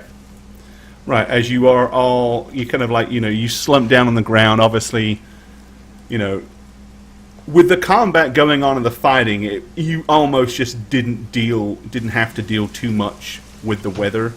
But now the fighting is over, you can kind of feel, the amount of water and the coldness starting to seep in.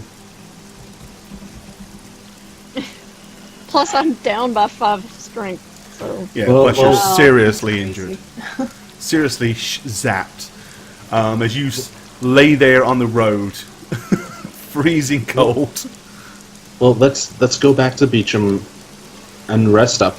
If you need any more heals, I'm here. But by tomorrow, I'll be able to get your strength back. Okay, Marlo? I'm just tired, let's just get back. Alright, so you guys stagger back towards Beecham, bleeding, bloody, and wounded. So I was And feeling like shit. I was moving you all kind of as a little group here.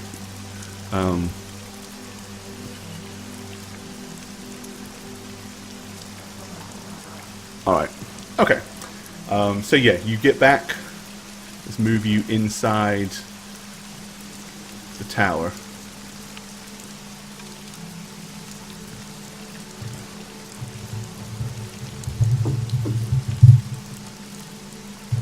Alright.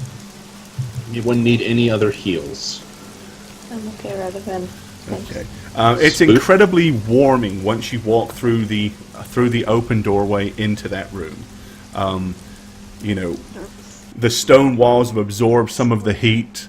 The fast burning bracer, incidentally, that's been thrown on the fire by now to keep it going. But you get in there, and Beecham is just chewing on what looks like the last bite of an apple as he flings the core behind him. Without realizing, obviously, as soon as you walk in, he's like, "Did you find any firewood?" And be like, yes, and then I'm gonna fall down beside the fire. And he jumps up and kind of like, he goes, what the hell happened? I don't know. Stuff Invisible plate armor, undead guys. I don't know why they were here, how they were created, but we killed them. He says, well, that's a relief. As soon as that happens, Radovan, right behind you, you suddenly hear what sounds like a as one of these things leaps in from the door right behind God. you. Radovan turns around just in time to see the thing like squaring down towards him. As you squint past him, you are aware that he is clearly not alone. No! You got this right, Radovan.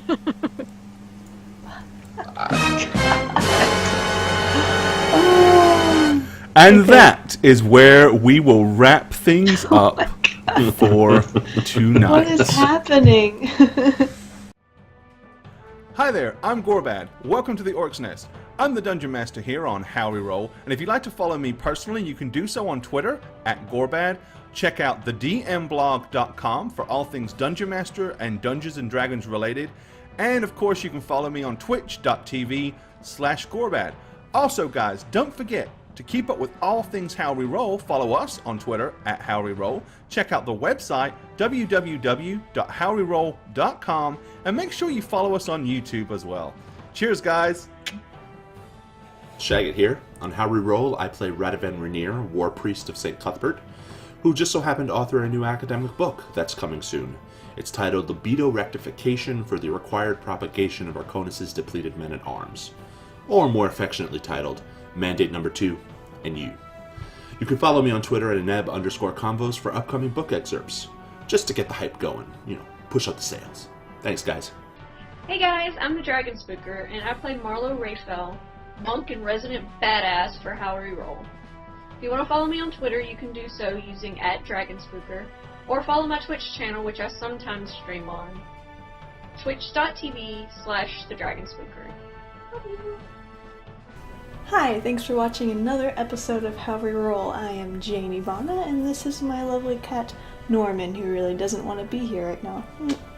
You can follow me on Twitter, @JaneOnTwitch with a 0. Shh, don't tell him, he doesn't like birds.